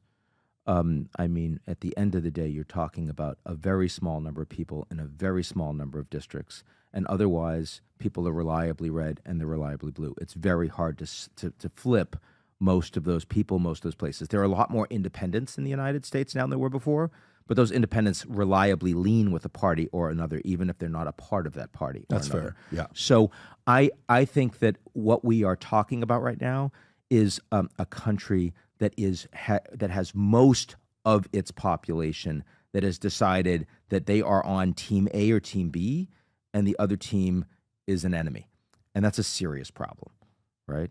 Now, it was at least really good in 2024 that nobody thought the election was rigged. It was good that everyone accepts that Trump is actually the president. I don't know if I think 2025, the other side think the other side's the enemy. I actually don't believe that right now. I believe that the last 5 years. I don't believe that right now. Let me give you an idea why. Yeah. And I'll push back. Bezos goes have a good meeting. Wall Street Journal this week. If you go to WSJ's YouTube channel, to YouTube channel, they interviewed Bill Gates. I don't know if you saw that. I saw it. Yeah. 12-minute interview. Said good things about Trump. You said good things about Trump. Of course. Can you imagine like a world where? This was 5 days ago. It's actually a very good interview. I watch. I'm like, okay, good. That's very different from the average American. But I mean, again, Bill Gates is. But that's not what I'm saying, though. No, what I'm saying to you is, for a guy like him to go to the other side, for TikTok to get kids and younger boys to go to the other side, you're supporting who? To get, African American numbers where the CNN host is watching this guy, giving the stats, and she's like, that can't be right. That's the numbers. Are you joking? Yes. Even Kamala Harris, the worst with African-American voters for the last 4 Democratic presidents. That can't be real. That's the real numbers. See, I think this was a place where, Rogan said something the other day. Yeah. I actually really like what he said. He says, I still am not a Republican. He says, I'm still an independent. He says, there's some things I agree with the left. Sure. There's some things I agree with the right. But to him, he saw more common sense and sanity on Trump's side than the other side. This doesn't mean where 2 years ago when I'm on his podcast, episode 216, whatever it was, a year and a half ago, he had no plans of having Trump on. Yeah. And he's and then on he did. Lex Friedman. He's like, I'll never have him on. I'll never have him Look, on. I think it's a bigger win, and there's no question. But I think I don't think it's a win. I don't think it's just a win. The part I'm trying to ask from you is, I think it's a real shift. Like I truly, we haven't had a third party competitor in a long time since Ross Perot. Whatever, 19 points, 20 points, whatever the number was. Right. And every year it's, we need an independent party. We need a third party. Oh, okay, great. Eventually someone's going to say, I'm a Republican, I'm a Democrat. I think something happened right now. I really think 2020, because when I'm talking to guys right now who are left, right, center, I run an insurance company and we got agents that are regular guys that do what they do. And so they're not rich people. These are insurance agents that are making $2, $3, $4, $5 grand. And then we got some people that make millions. But some of these guys are making $60,000, $50,000, $100,000. You're talking to them. It's a very different vibe I get when Trump's name comes up than the level of hate and anger they had towards him in 2018, 19, 20, 2021. They hated this guy in 2018, 19. They thought he was the Antichrist. And now they're like, look, still don't like the guy, but I don't hate him. I actually think I'm happy he's a president. It's a very different language you hear. That's the part where I'm saying I don't know if we're as divided today as we were 2 or 3 years ago. I hope you're right. I hope you're right. I don't see that in the United States now. I don't see that around the world right now. I think that Trump's impulses, of course, are still very much about finding people that are the enemy, and I'm going to win, and we're going to win together, and we're going to go after these people. I think that Elon does the same thing, and not just domestically, but also around the world. I think it works. It produces algorithmically. You get clicks on the basis of much stronger emotions than you do long-form nuance and engaging in civil society. And a lot of Americans are hurting. A lot of average Americans, a lot of young men in the United States don't feel like they're doing well, don't feel like people are taking care of them, and they're angry at stuff. And, what can you do? You go after. I mean, 30,000, talk about Guantanamo, and I'm going to set up 30,000, a camp for 30,000 people. Does he need to do that? No. Can the cruelty be the point in going after folks? Yeah, it helps because they want to say, you're responsible for my pain, and I'm going to do something about that. So I think that all of these things play because there's a lot of hurt. There's a lot of feeling of isolation. There's a lot of Americans that are spending much less time with other Americans and instead are being intermediated through their phones. And I think that's a problem. And I think that MAGA has managed to create something that people can aspire and connect to when the family's broken down and when the church is broken down and when public schools aren't doing so well. Our economy is doing fantastically well at the macro level, but the average American, I think, is still feeling like they're hurting. So I have a hard time seeing America not being as divided until we start fixing those issues. Those are long-term structural issues. I don't think we're getting closer on that. I also worry that we're throwing the baby out with the bathwater when the United States, I've never seen a time, I mean, you've been talking a lot about the U.S. over the last 15, 20 minutes. I spend most of my time talking outside the U.S. about what's happening in the rest of the world. The United Nations, the World Health Organization, all of these organizations, we created them. The United States, after World War II, the World Bank, the IMF, right? NATO, we created them with our values and our allies because we recognize that long-term we have a democracy, our system is messy, you go from one president to a different types of ideas and policies, but that if we could create institutions where, yes, we'd be responsible and we'd do more maybe in some cases than our fair share, we'd pay more, we'd be more engaged, we'd show leadership, but long-term we would benefit from that. But if the average American doesn't believe that they benefit from that, they're going to say, screw you. We shouldn't support that anymore. We don't like the UN. We don't like the WHO. We don't like any of these organizations because you're not taking care of us. But do you know why they don't like the UN? Do you know why they don't like NATO? Do you know why they don't like World Health Organization? I do. Why? Well, I mean, there are different reasons, but the main reason they don't like them is because they feel like the United States is getting rolled by a whole bunch of countries that aren't taking care of themselves and want the Americans to pay for it. But that's a different idea than what it was when NATO first got started. Why did NATO first get started? It got started because of Russia, USSR, right? You know, of course. Why is NATO needed today? And so do they need to so the part with the average person, see what Trump did is Trump asked interesting questions that prompted everybody to go in, search. He asked the questions like a business owner asks. You're running a business since 1998, right? Yeah. I don't know what your revenue is. I don't know how many employees do you guys have? 250. Okay, you got 250 employees. Yeah. You have a board. You know. I own it. So, I mean, I started it. Okay. But do you have a board where you sit and talk to people and have counsel, or no? You don't have a board? No. Okay. So, but 250 employees. 250 employees, it's a legitimate sized company you got. It's not a small business. Okay. Yeah. So, what do? Don't you sit there and say, the other day, my CTO comes up to me, he says, do you know we pay subscription to 900 different things? I said, what? Why? Who signed up for this? Well, you had one employee that kept subscribing to everything.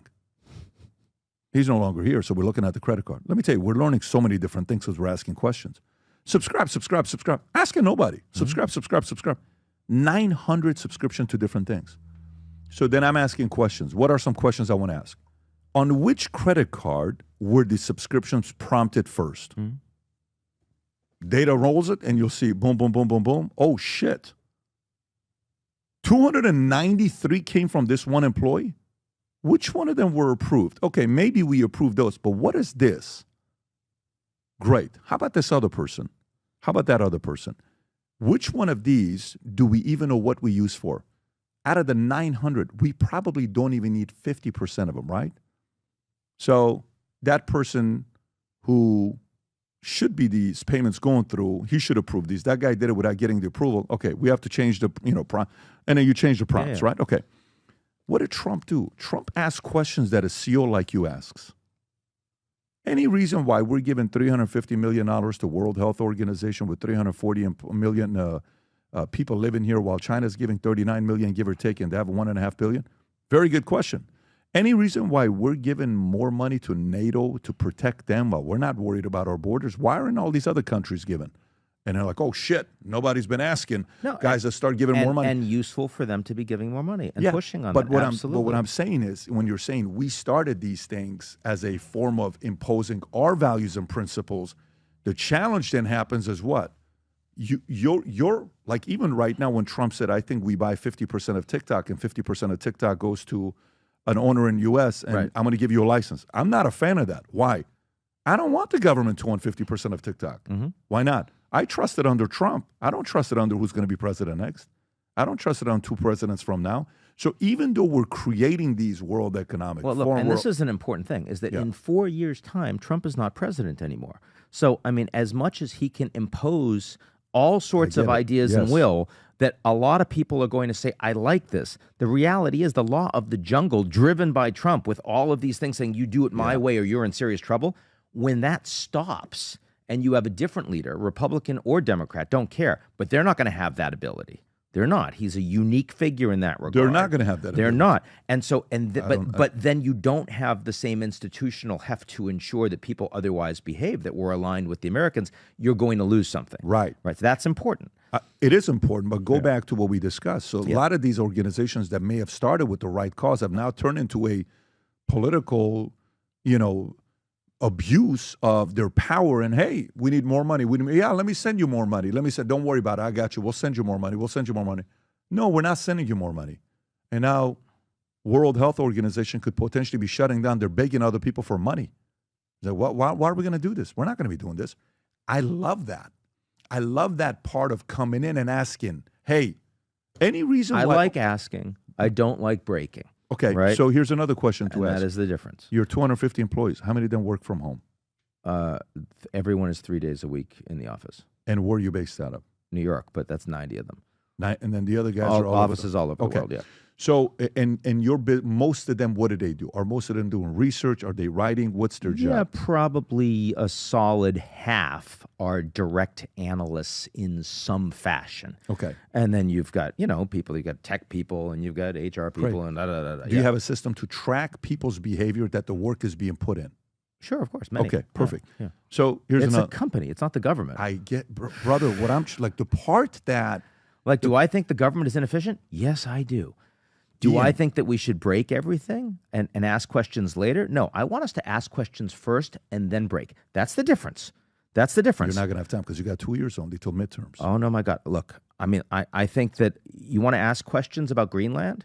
We can ask questions first. Ask them with our ally, Denmark. Don't break things first and then go and ask the questions. You're going to damage stuff. You're talking to a guy that is been doing this for 78 years and it's worked. I know. Right. I know. In a different environment. We got 2 million government employees, of which only 6% come to the office every day. Horrible. I said publicly, I tweeted publicly when they said everyone's going to work on every day. I said, if Doge does nothing else, do that and it's a win. I mean, this is the I kind completely agree. Right. Nowadays, more than ever, the brand you wear reflects and represents who you are. So for us, if you wear a Future Looks Bright hat or a Valuetainment gear, you're telling the world, I'm optimistic. I'm excited about what's going to be happening, but you're a free thinker. You question things. You like debate. And by the way, last year, 120,000 people got a piece of Future Looks Bright gear with Valuetainment. We have so many new things. The cufflinks are here. New Future Looks Bright. This is my favorite, the green one. Just yesterday, somebody placed an order for 100 of these. If you watch the PBD podcast, you got a bunch to choose from. White ones, black ones. If you smoke cigars and you come to our cigar lounge, we have this high quality lighter cutter and a holder for the cigars. We got sweaters with the Valuetainment logo on it. We got mugs. We got a bunch of different things. But if you believe the future looks bright, if you follow our content and what we represent with Valuetainment, with PBD Podcast, go to vtmerch.com. And by the way, if you order right now, there's going to be a special VT gift inside just for you. So again, go to vtmerch.com, place your order, tell the world that you believe the future looks bright. So, okay, let's go to World Economic Forum and Davos. I was invited there this year, okay? Yeah. Couldn't go. You know, we had stuff going on. Yeah. And if I were to go, I would have to have the conversation to see what it is. I'm not going to, but anyways. They extended an invitation. Nice of them, fellow. He had a call with my EA and my couple guys. It was good to go. Yeah. Klaus Schwab, I ask you, is he a good guy? I didn't say that. You said, I didn't say that, right? Is he a good guy or not? World Economic Forum, okay? Good organization, bad organization, what's the motive? You saw some of the stuff on the website. They put some stuff that's kind of suspect. You want us to do what? You're going to own nothing and be happy? Weird things that they talked about, some of the messages that comes out. Now, here's Why an do you- issue that I know a lot about. Perfect, and I want to hear it. Why do you think a lot of people who maybe sided with Trump don't trust the World Economic Forum? Because it's a conference every year in Switzerland, not in the United States, with a lot of very wealthy and powerful people that are getting together. A lot of them are flying in on their private planes. And it's very easy to imagine that when you do that, they must be controlling the world. And, all you need is to get a quick video and take something out that, sort of says the Great Reset, or says, we want you to eat bugs, or whatever it is that's crazy and stupid. And that suddenly becomes the meme for what they're actually discussing. I've gone for 15 years. They have 600 employees. I think they make $400 million a year. I can assure you that no running of the world is being done by the World Economic Forum. The reason they are successful, and the reason that you should probably go, and you would find this out for yourself, and then you could tell everybody exactly what I'm now telling you, is that the most busy people in the world, for whom time is a very precious commodity, can get 5 weeks of work done in 5 days. And that is what they do, because they are able to get their bilaterals all set up with every other business leader in their sector, in related sectors, all these government leaders. They will not take a meeting unless that meeting will get something done. If I go to London, and I haven't been to London in 6 months, and I want to see someone, even if I have no business, I'll say, yeah, Ian's here. Yeah, I'll see Ian for an hour. And there might be nothing to get done in that meeting. You will not take a meeting at the World Economic Forum because it's such a target-rich environment unless you have something concrete that you want to get done in that meeting. So number one, everyone is there. Number two, almost every meeting is productive. And number three, you are filling your time with people that you really want to see. For CEOs who work and finance and foreign ministers whose time is incredibly, incredibly valuable, this is the most target-rich environment, the most productive environment they could possibly have, and that's why they go. And that's why it's successful. And everything else, and the memes that you see about what the WEF is driving in terms of some of the research papers they put out, that's like window dressing that shows that they have like some stuff to talk about in content, but that's not why the WEF works. No, zero. No, you should not at all buy that.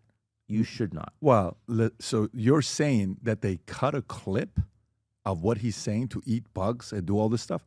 No, like I've never eaten a bug at Douglas. I have. I ate it at Mexico, and I had a Quintanilla. Yeah. Is that where you went? Let me tell you, that was great. I had 3 courses with bugs. It was insane. It was good. I actually liked it. I mean, if you were eating bugs like that, you would eat bugs. But if I'm going to eat it, I'm going to eat Mexican bugs by choice with the best hot sauce and all that other stuff. Were you seated at the kitchen bar there? Listen, it was the most amazing experience. Amazing meal. Food, 4 hours. everything they brought, Crazy. it was ridiculous, right? But like if you see, you sound like a globalist. I don't know. I'm a little concerned, Pat. You're so funny. I swear to God. But if you see, Nice if you see a person getting up there and they give a message, and this guy's up there talking about the Great Reset and all this other stuff. I know. And what's his role with the World Economic Forum? Is he the director? He gave, I think he's executive chairman or something. Wait, who's about to? Harari's about to take his position. I think he's going to pass it over to him sometime soon. Yuval right? Harari? Yeah. No. Maybe you haven't read this article. There was an article that said Yuval Harari. Let me find this here. Klaus Schwab. I think if that was in an article, I think it's wrong. Yeah, Yuval Harari is his right-hand guy. No, he's not. Well, listen, these are articles saying it's his right-hand guy. I'm telling you, it's not his right-hand guy. So he wasn't even there this year. Are you his right-hand guy? What the fuck are you talking his about? right-hand guy? His name is Børge Brende, and he's a former foreign minister in the Nordics, and he's a perfectly affable, smart guy. When he was foreign minister, he was very well respected by all of the other leaders in the region, and he's good at coordinating these meetings. And No, I mean no. I think you misread that. I don't think I misread that. I do I'm because it's telling not you. showing up, man. I'm telling you. I'm No, looking at you I'll right find now. it for you. I will find Yeah. it for you. Yuval Harari it doesn't even I know him well, and he's not someone that's going to take over the WEF. Okay, hang on. I'm going to find it for you before we Okay, wrap fine. this up, and then you can say it's not true or it's inaccurate or whatever. Yeah, But if you see Klaus Schwab yeah. getting up there and talking about we need a reset, great reset. Every year they try to come up with some interesting ideas Yeah. about where they think the world is or isn't going, and it's absolutely talked about because they have a big forum. Okay. Is it talked about more than what someone would say at the UN General Assembly every year or at a NATO summit or anything else? No, I mean it's the fact is that the business of the WEF is as I've just described it to you. But again, I understand that in an environment where people are doing their own research, there are people that are making up stuff wholesale, and they'll take a tiny clip of something and they'll make it into more than it actually is. It just is not. I'm going to play you a clip by this guy. Just can you find one clip of him? Of Klaus? Yeah, of Klaus. And you tell me if this sounds normal to you. You mean his accent? Not his accent. I mean, You his wanna try accent, he Kissinger sounds too? like, I mean, he sounds like, well, Kissinger had his own set of issues as well. I'm not going to say Different issues, yeah. tell you Kissinger was an angel. Kissinger could be a reason why you and I are sitting here right now. Because if it wasn't for Kissinger, I may still be in Iran today. I may be in a different situation. It's possible. Because of the promises they made to help out the Shah, which last minute they didn't, which I'm sure you know the history of that. Yeah. But why do you think? Why do you think they don't trust it?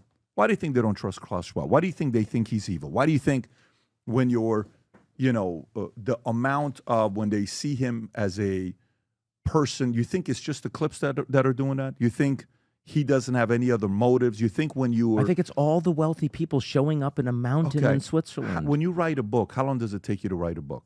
A year and a half, 2 years. A year and a half. So when all of a sudden COVID happens in March of 2020, where it becomes public, how does Klaus write such a book so fast that comes out in July 4 months later?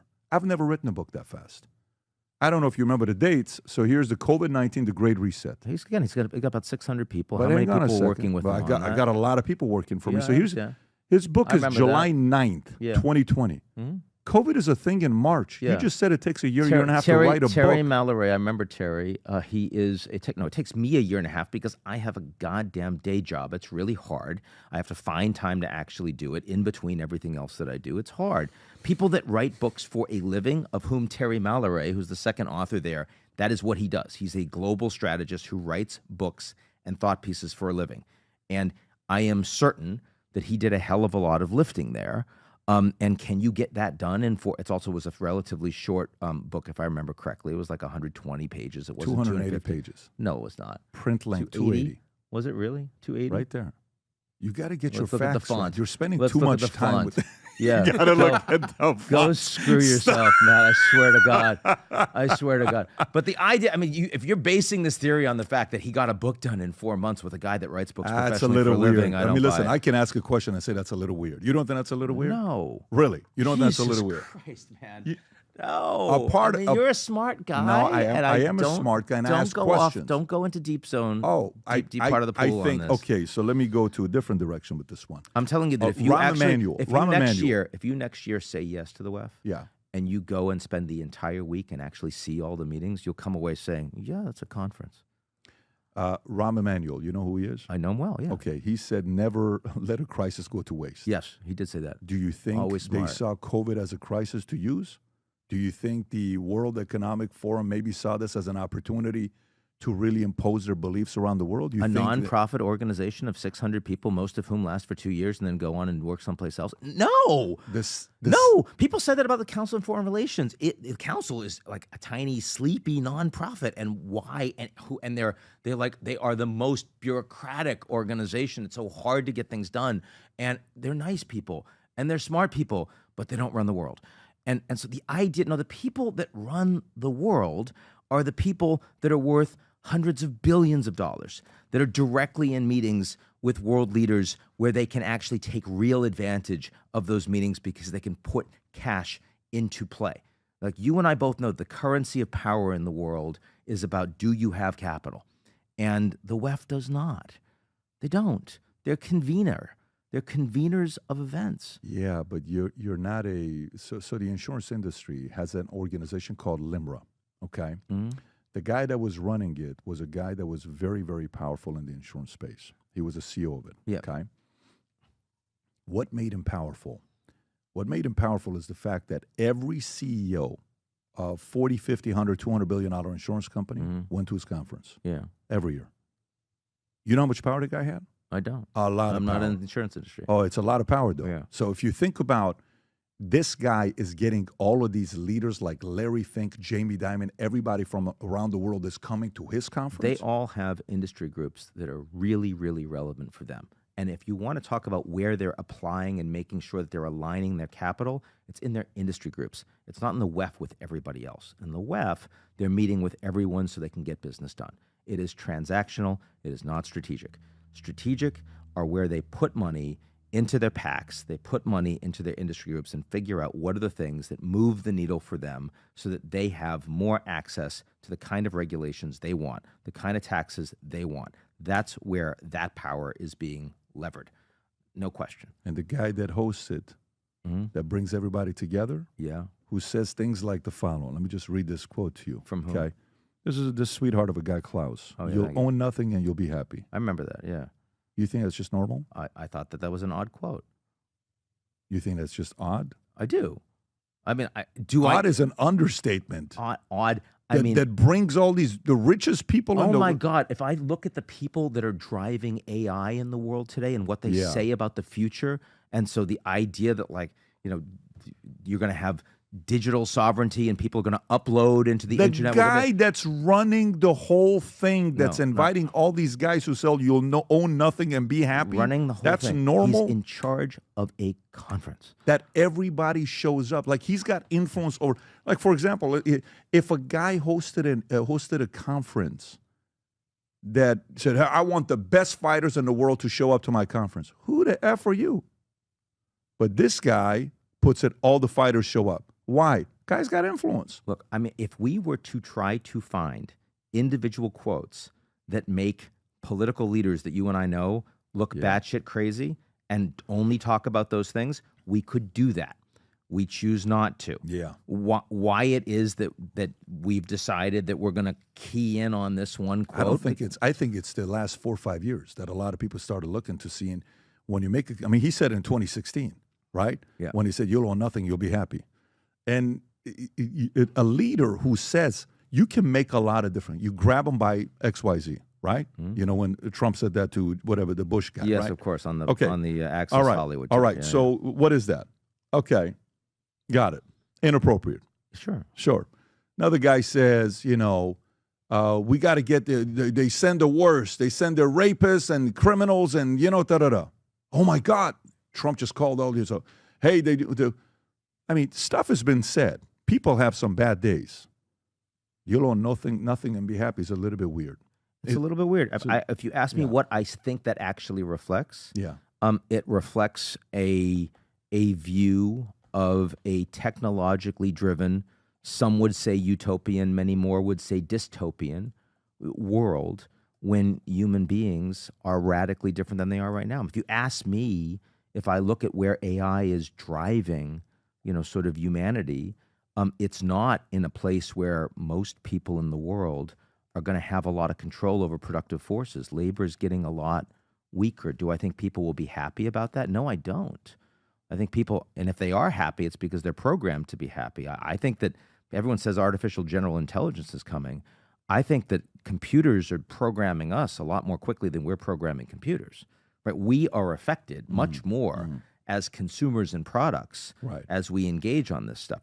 I think that if you put it in that context, I think you would find that what he said is much more aligned with a lot of your most advanced tech thinkers in the world today, and those are places that we should be pushing back against. Yeah, maybe let me show you a highlight reel of Klaus Schwab being Tony Robbins here. Rob, if you got a clip, do you have something you want to show us? Sure. Here's Klaus Schwab. Yeah. It's not just happening. The change can be shaped by us. We have to prepare for a more angry world. How to prepare takes the necessary action to create a fairer world. I see the need for a great reset. So people assume we are just going back to the good old world which we had, and everything will be normal again. This is, let's say, fiction. It will not happen. It's a change. A little weird. Yeah. Some of the stuff he says, it sounds like out of a movie. Yeah, the accent I think definitely helps with that too. Even I some of agree. the stuff that he's saying. I don't know. sounds I didn't see anything particularly exciting. You? Honestly, nothing. YOLO, nothing. exciting. No. Look, nothing. the Great thing about reset. me, you said you followed me for a while. I mean, look, I may be a kid from Chelsea. I'm authentic. I will tell you what I think. I'm actually really enjoying the conversation. I will tell with you what so I it's think. Not, yeah. So, I mean, you know, some places you and I clearly agree. Some places you and I have less, let's put it this way, I have less knowledge about a lot of the domestic stuff that you're talking about. I have a lot more knowledge on the international stuff. So if we don't agree, I think it's mostly Let's because... talk tariffs, because you tariff is something you do talk lot of work, about. sure, yeah, of right? course. Because let's talk tariffs. So the topic of tariff became hot, I think, the last 3 months of the election. It's always been talked about, but it's Yeah. kind of like why I think tariff is the best word in the dictionary. After love and after God and after religion, it's got to be tariff, right? He's Yeah. kind of giving that message. And he's been saying that for decades. He's That's been not saying it for new. decades, That's but not new. it became hot the last 90 days where it's Okay. like, well, if we do this, if we do that. What's your concern with tariffs? Well, first of all, the U.S., you look at the place that tariffs have caused the biggest conversations over the last 10 years, it's been China. And Biden and Trump's policies on China have been virtually identical on this issue, right? I mean, Biden didn't take any of those tariffs off. Sure. He actually added export controls. There is a move towards a decoupling of the global economy from the U.S. and China that had very integrated supply chains to increasingly less integrated supply chains. Is that good, bad, or indifferent? There are some ways where it's good because you have more control over, you aren't going to be as vulnerable to political intervention stopping you from having stuff. We're finally starting to move some of our semiconductors away from Taiwan. That was a huge mistake the Americans made over the past 30 years, in the same way that the Germans made a huge mistake allowing their energy to come from Russia. And by the way, some of the Europeans are now talking about, let's do that again. That would be another huge mistake if they were to do it. So I believe that there is a utility for national security purposes in using the strength of U.S. economic policy, including tariffs, to help defend the interests of Americans and its allies. I also think that as the most powerful country in the world, you can use tariffs as a stick that can force countries to negotiate with you in ways that they might not otherwise. So I look at the Mexico conversation right now, and Trump willing to credibly say... You may want to lift it up and put it back up. Oh, thank you. There you go. That's Trump, good, yeah. Trump credibly saying, Yep. we're going to hit you hard, will make them take fentanyl more seriously, will make them take border security in the South more seriously. He will get more from them because he is willing to use sticks for the United States, and those sticks are less dangerous if You're they okay are with tariffs. Yeah, I'm okay with that. I recognize that tariffs also have costs. We are in a very low tariff environment right now in the world. I think the average tariff on the average good globally is something like 3%. It's almost historic lows. 2%. Give or It's take, it's really 2%. low. It's We only really get $80 low. billion in revenue from tariffs. That's Right. not a big amount of money that comes It's in. not a big amount of Right. money. So, I mean, the fact is that moving a little bit on tariffs, if it gets you some outcomes that you want, is not going to have a massive Let me ask you a impact on question. the What would economy. happen if we went to 25 points? On everybody? Everybody. Well, there you would have a significant amount of near-term inflation, right? I mean, that would definitely happen. So, okay. So are you following? And a what lot of and you'd also have a significant impact on the stock market, which would come down, and corporates would take a hit that have exposure to all those markets, and so they'd have to pay costs as a basis of that. Those are the two major things. That Are would you happen. seeing how he's talking about lowering taxes or getting rid of it? And, have you heard about him giving the speech on taxes lately? Sure. Okay. So, I mean, there are costs to doing that, right? Because you're no longer getting that revenue. for sure, I totally get it. So, I'd really like to not see the IRS get defunded, because one of the best ways that you ensure that you continue to make revenue is to make sure that people that owe taxes actually pay them and are audited. So I do think that's important. Yeah, but what he's trying to do is the concept of external revenue service. You heard him talk Sure. about Yeah, that. yeah, absolutely. So what would happen? Which we have. I mean, he'll rename the Sure, existing organization, sure. but yes. But what would happen if we bumped it up from 2 points on average to 25 points? Hear me out here. Yeah. And that would be, instead of 80 billion a year, that would put us at around $1 trillion a year of rev that's coming in. Okay? That if you want to do business with us, that's the number. Now, obviously, it doesn't work that way. It's not black and white because, other things could happen. Substitution effects, Sure. and they will come back and hit you with tariffs as well, and that's going to be a cost on you and all the same thing. Yeah. No problem. So, but I think at 2 points, it's nothing. At 2 points. If we were to go to 25 and we stay at 25 for 4 years, hypothetically, and then he flips and he lowers taxes on individuals, okay, on individuals that are paying taxes, how would that sit with American people? Would they sit there and say, wait a minute, you're lowering my federal income taxes? Yeah. You're raising tariffs? Yeah. Interesting. I haven't done the charts to see how the numbers would work. People on the left said they'll never work. People on the right said it could work. How do you think the average day-to-day worker who hears that message saying, let's collect the money that we're not collecting with these other guys and let's lower our taxes would sit? I don't know how it goes for people that hear the message, but in terms of how they experience the outcomes, I can tell you that people, when they get more money in their income or their taxes go down, psychologically pocket that. That's theirs. They earned it. It's their due. When inflation goes up, they're angry about that. That's not okay, and it doesn't balance off. So inflation has a significantly greater impact psychologically on people because they're paying that. Now, to be fair, Trump is clearly very concerned about one area of inflation, which he should be, which is oil.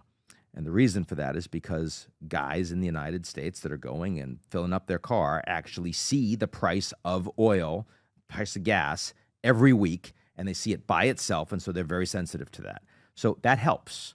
And if you bring down the cost of oil, and let's say, so do you get oil down to $60 a barrel, which I think is plausible this year, and Trump is leaning into the Saudis to try to get them to pump more, and Trump is leaning into the regs to try to get, sort of U.S. drillers to do more, then you might be willing to take more inflation in other aspects, even though he'll get beaten up by the Democrats.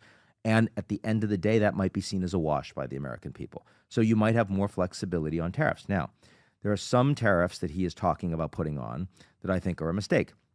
So, for example, Mexico, you want to hit the Mexicans really hard right now? They have a government they have a supermajority. They can make constitutional changes. The leader's very popular. She is oriented to do everything possible to get to a better deal. Trump will be seen as a winner. That's a smart place to use your strength. Canada, huge mistake. Why? Because Canada is heading into an election cycle. And everyone in Canada has become really angry about what Trump is saying.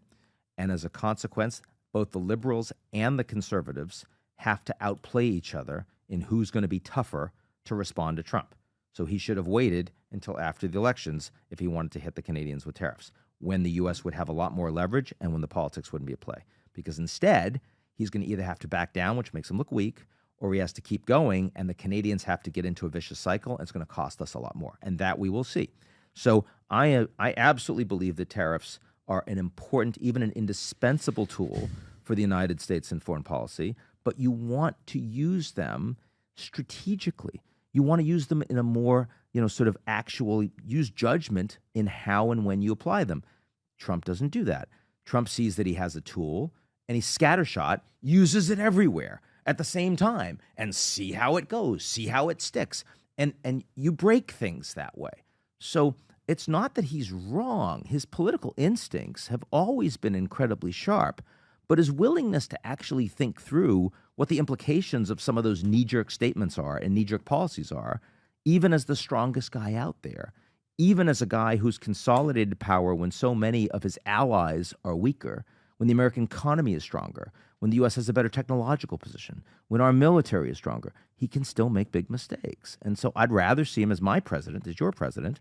I'd rather see him minimize those mistakes. Okay, so this is tariffs here, right? And you said you're not a globalist, but you believe in globalization. Yes, right? big difference. Yes, Big difference. Yeah. Okay. So this is the amount of tariffs revenue used to come in for the U.S. government. Obviously, it's a different world today than it was before. Yep. Tiny. And tiny. Tiny. Yeah. What Yeah. we had before versus today Yeah.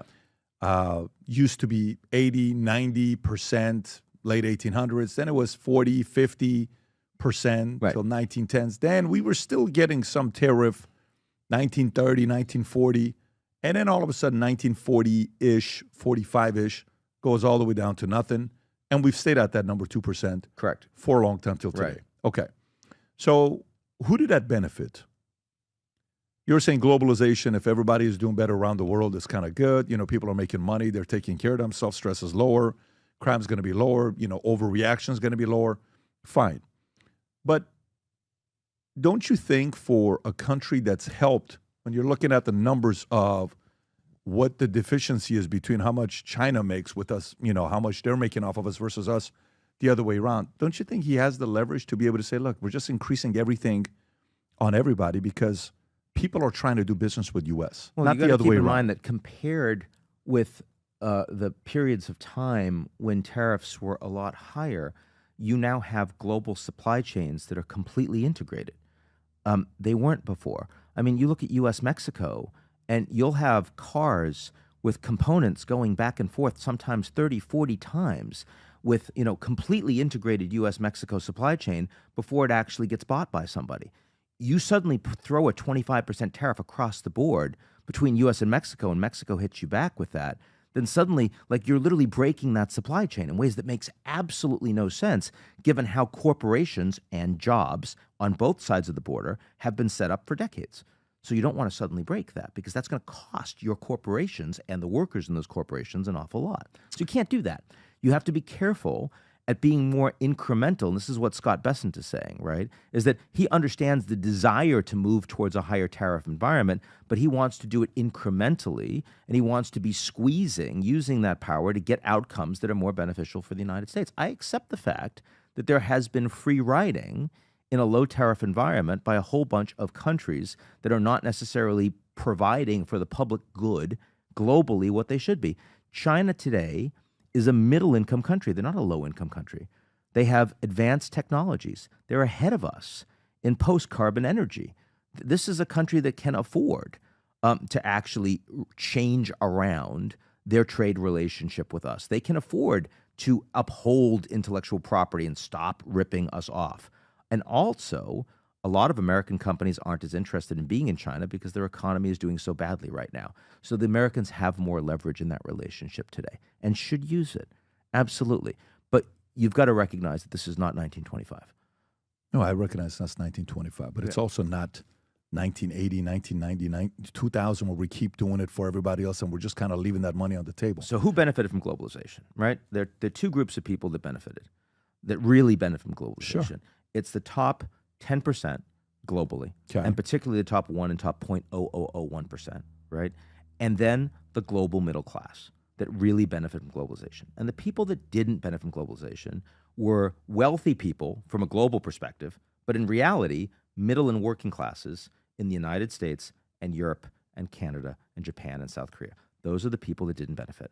And the reason they didn't benefit is because all of the benefits that came to the wealthy were not reinvested into those countries in ways that would improve education, that would improve healthcare, that would improve social cohesion. They didn't do that. And that's why globalism has failed, because you can't be winner take all in a more kleptocratic system and forget about your own fellow countrymen, because they will say, screw you. And that's why you had Brexit, right? That's why you have all these Eurosceptic movements too. This isn't just the United States. It's not like the Americans are the ones that have uniquely gotten it wrong and everybody else is on the right side of this. This is a global phenomenon. Okay, I just found where Yuval Harari was considered the brain of Klaus Schwab. Oh, that's very different than going to take Well, over. the Klaus idea Schwab. was the fact that he could be his replacement. This is in the book, Technocracy, The Hard Road to World Order by Okay. Patrick Wood. Yeah. Okay, you read the book, you're thinking the guy's replacing him. No, you're not. No, you're thinking he's his guy, like he's the brain. The brain. I mean, like he is a very smart guy. Yeah, but that's the premise of for you. So the for fact you to that if attack someone it, you're like, if someone uses your ideas Yeah. and informs your ideas informed by him, you're going to let your company be run by that person. Somebody calls me the brain of. Let's just say this guy's the brain. Hey, that guy could be his replacement. That's how the conversation of Yuval Harari came in this book. Okay.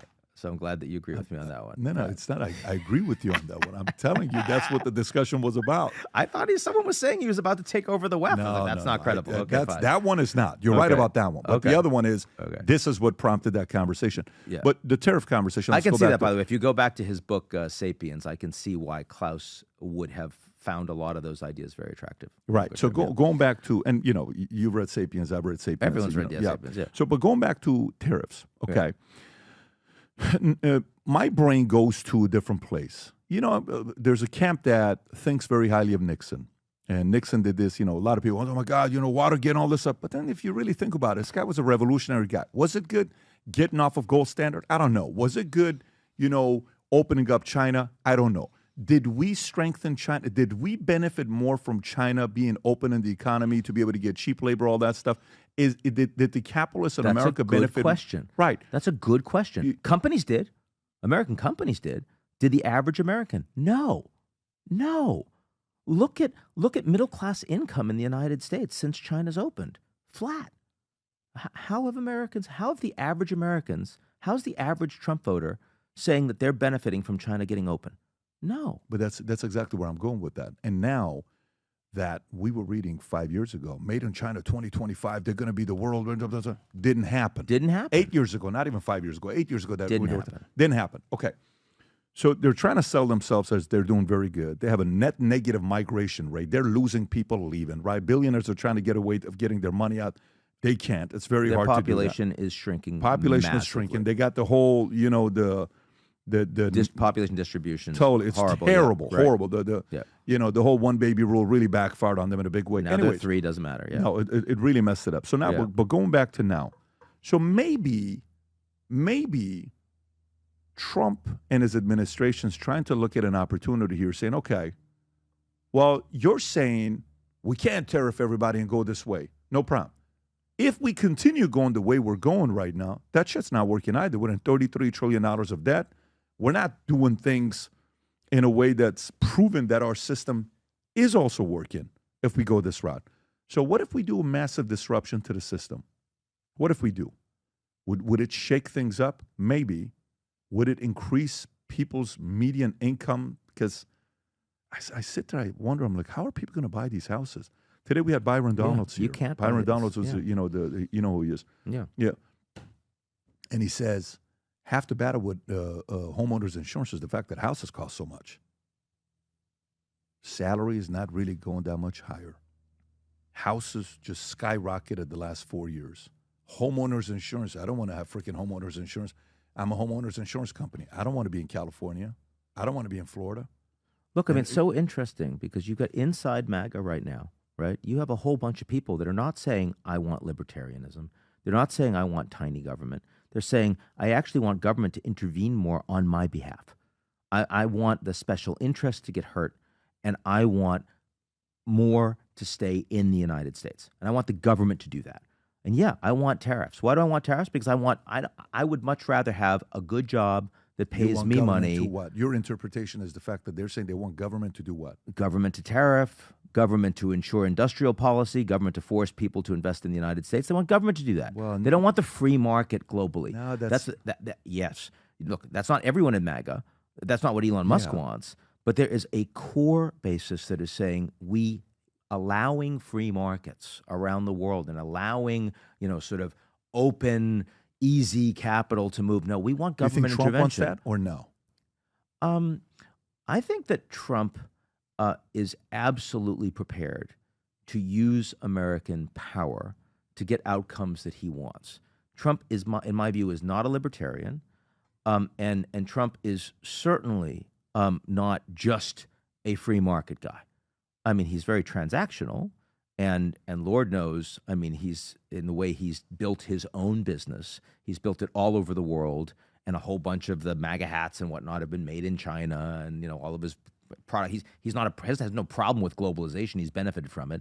He's had a lot of immigrants from all over the world that are working for sort of his places. Not all. He even talked, legal. but he had H-1B visa. H-1B visa. He supported that. Hired, yeah. So I mean, where is Trump on the what I would call deep MAGA versus dark MAGA? Right. I mean, dark MAGA is the globalist wing, Sure. and deep MAGA is the populist, industrial policy wing. I think Trump's both. Trump's both, and he has the ability to decide on any of these issues where he wants to play. Do you think he's both, or he knows how to dance with both? I think he So that's actually. different. I think he actually is both. How do you become both? Well, I mean, look, Trump used to be a Democrat. Now he's a Republican, right? I mean, because why? He sees that was where the opportunities were for him to actually win as president, for him to capture a much bigger piece of the vibes or the zeitgeist of the American people.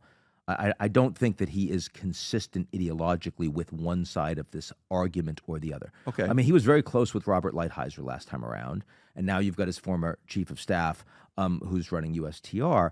Lighthizer grew up in Ohio, working class, like me in Chelsea, Mass., and feels like I would much rather people not have 2 or 3 televisions, but know that they're going to have a good opportunity for themselves and their family going forward. And if that means, that we're going to break some eggs, that's okay.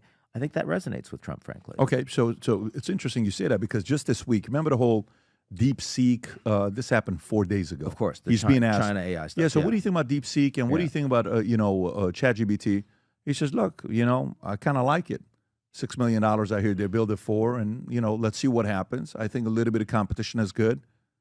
Where it's interesting how he dances with this, right? Because that's not a tariff position. No. So it's almost like he is thinking steps ahead on how to use a certain leverage to negotiate both sides. He will lean on allowing, in my mind, using DeepSeek to possibly get the local guys here that have a lot of power, the NVIDIA, the Sam Altman, the ChatGPT folks, to be like, hey, we do more. It's such a very, very interesting. He said, well, right now there's a lot of people that are participating and wanting to buy TikTok. We got Larry Ellison and Elon, but also Microsoft. Microsoft too. You saw that. Yeah, this came out yesterday or 2 days ago. 2 days ago, yeah. Very interesting. He was the guy on Huawei and 5G. I remember in the his first CFO's, term. the daughter in Canada, Iran. That's right, Meng. right. And that was a real problem for the Canadians. Yeah. But at the end of the day, he said big national security problem. So I think it is a mistake to take a read on Trump and say this guy is only tariff man. This guy also is prepared to cut a deal with anybody, right? I mean, one of the biggest things the mainstream media has gotten wrong about Trump is they say he's in Putin's pocket. No, he's not. But he's willing to talk to Putin in a way that Biden was not. I mean, when the guy that is telling the Europeans they need to spend more on defense, you think Putin wants that? It's exactly the opposite of what Putin wants. Are you happy with him as your president or Biden? They're very, very different people, right? That's not what I'm asking. I know. Am I happier? I make more money with Trump, right? My taxes are lower. Far more people use our services. Are you safer? Am I safer with Trump? Trump wants to end wars, right? On the other hand, the likelihood that Trump can get some things, I think that the level of tail risks, upside and downside on Trump, are far greater than they were under Biden. So the potential that you get some really big wins that were not conceivable under Biden, more likely under Trump. The potential that some really big things blow up under Trump, more likely than under Biden. Same thing they said geopolitically. Yeah, but you see, I think if I would ask you that question in 2017, 18, let's just say if I ask you that question in 2016, 2017, I think you would have said Obama. That's right. I don't think you would have said Trump in 2017. That's right. So you see, that's the part. My view is different. No. What I think happened is in a private by yourself without any cameras being around, wink, wink, no one's watching. This is a very small podcast. We only get a couple viewers I know. a week. I think people laughing in the background here. Just those are the two people. My wife doesn't watch this. So we got one other person listens to it. I like this. I like the self-deprecation on the pod. But it's where good. I'm going good, with, Pat. no, what I'm saying to you is the following. Yeah. Is that I think deep down inside, kind of happy he's the president, not Biden or Kamala. Um, I don't know if you can say it because I No. think you're going to upset some of your friends. No, You will it's be not canceled. that. Dinner will be canceled this week with a couple of your Bullshit. friends. I can say whatever I want. I can. I don't know if you I can really say can. I want to protect you. Don't say No. everything you want to say. No. I mean, it's Consider your career one of the and- very few things that has driven my career is the fact that I have to be able to say what I believe, because otherwise I can't live with myself. I mean, it's why I've never been in politics. I've never been interested. I've been asked by a bunch of folks. Life's better under Trump. You know, I really worry. You can't say it, can you? I can't say it because I Even though you know it's right. I don't know it's right. I think that there are certain things that Trump has done. Look, we have a ceasefire in Gaza now. That would not have happened under Kamala Harris. I completely accept that. And he was the one that pushed the Israelis. Yeah. And he was the one that through Qatar pushed Hamas. Sure. That got done. Yeah. I think it is more likely that we will get a ceasefire on Russia-Ukraine under Trump than we would have under Kamala. I think that's true. At the same time, as someone who, you asked me right at the beginning, what got me into what I do? And it was standing up for rule of law, ideals, what America stands for, someone who truly understands that America leads by example. And I find that Trump as a human being does not lead by example. What Biden and Kamala do. I neither of them were the people that I would have voted for But ideally. your only choice is these three. I understand. And if you ask me where you have an ability to get people around the world to say the United States is a system a political system that I trust, that I stand with, that I know that I can count on reliably from one administration to the next, I think that the level of longer-term strategic damage which Trump is doing to alliances that matter to the U.S. I'll give you an example. I mean, I just gave Trump, plaudits on Gaza and on Russia-Ukraine. I happen to believe, this is a place that I disagree fundamentally with Trump, I believe in a world that's becoming more dangerous and more fragmented, that a strong, cohesive Europe is very valuable for the United States. I believe that. I believe that Europe as a supranational institution supports rule of law, supports transparency, supports human rights, supports, all of the things that we as Americans have stood and put our hand on our hearts since we were kids. They've lost their minds a little bit. Yes, we have too in the United States in different Have ways. you been to UK to see what UK did? I mean, oh my God, the case study. Let me just make the argument. By the way, UK is not in Europe right now, so Brexit. I fully get it, but look Yeah. at the case study of what they've done. Everybody else is following suit. Germany, go to different. I think that if the UK were still in Europe, they'd be in much better shape right now. Absolutely. And by the way, over 70% of Brits now agree. They recognize this was a huge mistake, right? So the fact that Trump really believes that Europe should go their separate way and fragment, and he wants to support all of these, irredentist and Eurosceptic movements, I think is bad it's penny wise and pound foolish, quite to use the pun. Long term, it's a problem. Leading by example.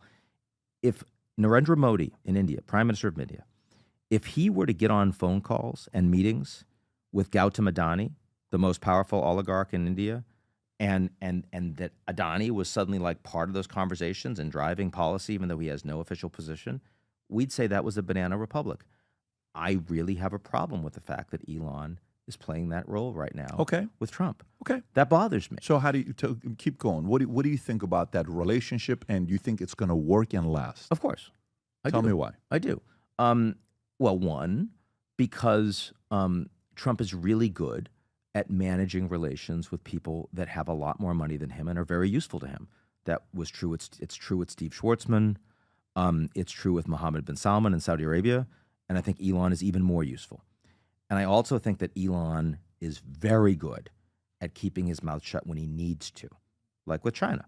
He's never said anything bad about Xi Jinping. He's had lots of reasons to. His business has had its challenges. He's more than happy to go after the SEC. He's more than happy to go after the British Prime Minister. He's more than happy to go after the German Chancellor because they're not going to hurt him. But the Chinese, they can hurt him. So he's very careful. He's very pro-communist party, says great things about them. You know, all the sort of things that Zuckerberg says to Trump in the last few weeks. Trump is far more important to Elon now than Xi Jinping is. Not even close.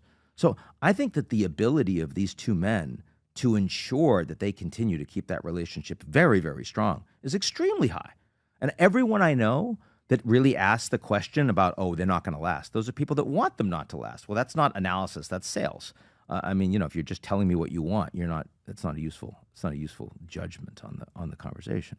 So I have a problem with that. So out of all the good things that you said about Trump has done since he's won, the border is safer. Yep. Children are going to be safer, okay? They're going and getting the criminals and sex traffickers out and arresting them. That protects kids, right? Business is open. All these folks are publicly saying they're going to put $500 billion, $200 billion, $100 billion, $2 trillion, whatever they're saying, you know, Saudi Arabia. That's a good thing that they're putting money here that benefits the American employees, right, here. Russia, Ukraine. So you said 90% of things he's done better to make your life better as your CEO of the country that you've chosen to live in. The one thing that makes you be more supportive of a Kamala and a Biden than him is because of his relationship with Musk. No, not something. That wasn't the only thing I said. What else did you say? I did. I talked about rule of law. Europe, I talked about Europe. I talked about rule of law. Look, rule of law? Like, yes. Do you think rule of law, like, seriously? I mean, you, on the rule of law situation, like, what they did to him the last 18 months, you think that was okay? You think they didn't abuse the rule of law against a candidate that's going up against the New York competitor? cases? I absolutely thought that was abusive, and I said it at the time. They went I said to it publicly. Mar-a-Lago.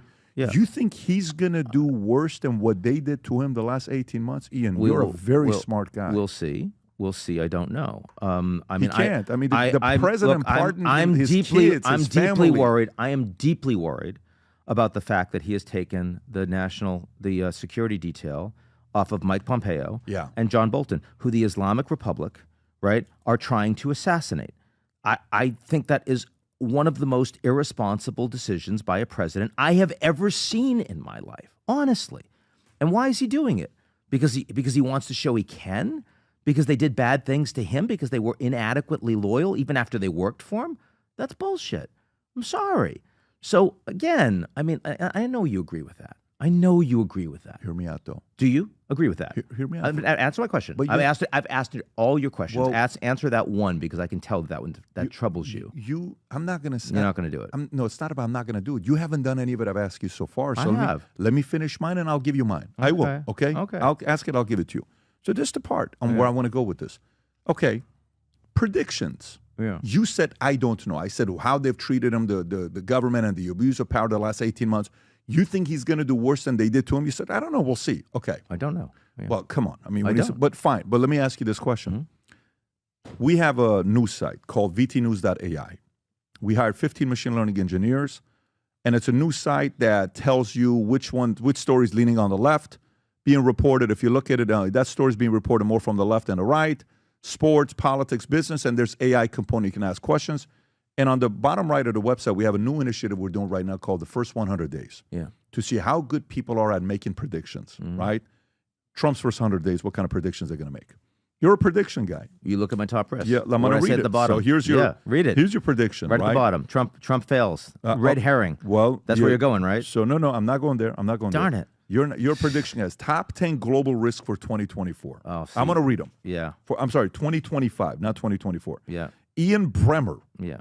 Legit guy, 250 employees. Yeah. Smart guy, brilliant. Yeah. 15 years old college, Tulane, Russia, 86, 89. Crazy, right? Crazy guy, Crazy right? guy. Armenian guy. I love him. I like him a lot. Yeah, and I just should. met him for the first time today, I know, right? But you're like, he's surprisingly So fun and charming. No, I actually like him. So Ian Bremmer's top risks for 2025. Yeah. Maybe we'll have dinner together next year in Davos. Who knows? But let me read this to you. Number one. They're going to say the Armenians are in charge of the Great Reset. Can you imagine that? It's going to be horrible. Zero world. Yeah. Okay, number two, rule of Dawn. Rule of Dawn, yeah. Number three, U.S.-China breakdown. Yeah. Number four, Trumponomics. Yeah, sure. Number five, Russia rogue roll. Number six, Iran on the ropes. Right. Number seven, global economic fragmentation. Number Yeah. 8, AI unbound. Yeah. Number 9, ungoverned spaces. Number 10, Mexican standoff. Right? Okay. Yeah. Cool. Yeah. We're playing a game that's a movie simulation. Okay? Okay. And it's 2016. Mm-hmm. And this technology we have can predict that the next 9 years from 2015 to 20, let's just go, 16 to 25, yeah. from 16 to 25, Yeah. January 20th. Yeah. It shows you everything, Trump's first term and Biden's first term. Yeah. It shows you everything except for one thing. Mm-hmm. Which of the two presidents and who they pardon? If I was to ask you in 2026, Mr. Prediction, Yeah. who is more likely to pardon his entire family? Oh, yeah. At that point, you would have Trump said or Trump. Biden? You No, would who have said Trump. would you have said? I would have said Trump. But who did? It was Biden. So think about what you just said. I Yeah. asked you the Yeah. last 18 months, they Yeah. destroyed this guy's life. Yeah. And I said, do you think he's going to do the same? You said, we'll see. But when I ask you who you think is going to pardon his own family, he never pardoned his own family. Well, and this guy pardons his own family. Yeah, it's interesting. It's never happened before Yeah. to see something like this. Yeah. Any pardons Fauci, any pardons Milley, any pardon. I thought that was a huge mistake. Again, absolutely. But that's the part with that is as a something gives me. I'm not going to ask you who you voted for, but I have a feeling you didn't vote for Trump. Yeah, I'm public. I didn't vote Yeah, for Trump. so let's you didn't vote for Trump, I right? didn't, yeah. But the question becomes: this is why I think the Democratic Party took the biggest black eye ever, because we were told this is the guy that's going to pardon himself and his own family, and he didn't. Won't do it. And we were told. That's right. Biden said, "No man is above the law," and he then he pardoned did his it. entire family. Do you know what happened to the Democratic credibility to me? Right here. It got hurt Not hurt. completely. This is not hurt. This is the first time in history. It's shattered. Yes. It's shattered, and it hurt a lot of the experts who were saying there, well, here's what's going to happen. 51 secret intelligence signed off that there's nothing in the laptop and Russian collusion, Schiff and all this. Credibility was shot. I agree. I think that, again, I think the country is incredibly divided. And I think that what you are talking about is something that is very widely felt by, pretty much everyone that would consider voting for Trump. And I think everyone on the Democratic side would say they do it. This was necessary because look how bad Trump was going to be. That's what they'll say. That's what they'll say. Where is there space for someone to actually have a conversation that can engage with both sides, that can be balanced? And the fact is, it's a really hard thing to do. It's easier in other countries, It's a reality. It's uncomfortable, but I'm not prepared to say this is, all kumbaya Well, I'll say on the for Republican you, side. Your life is better today under this guy than the Biden or. Look, I mean, I know you can't say as yours. I spend most of my time, Yeah. thinking about the world. Mm-hmm. I spend most of my time thinking about the 8 billion people that are here. I understand that I'm American. I understand that, we care about Americans first and foremost. At the end of the day, as someone who was born here by stroke of luck, and I'm enormously appreciative about that. But do I consider that Americans matter fundamentally more than everybody else around the world? No, I kind of feel like we're all human beings on this little ball. And I really care about where the little ball is going. And I believe you're being sincere. I'm being completely sincere. No, what I'm saying is we've never met. This is Yeah. the first time we're talking.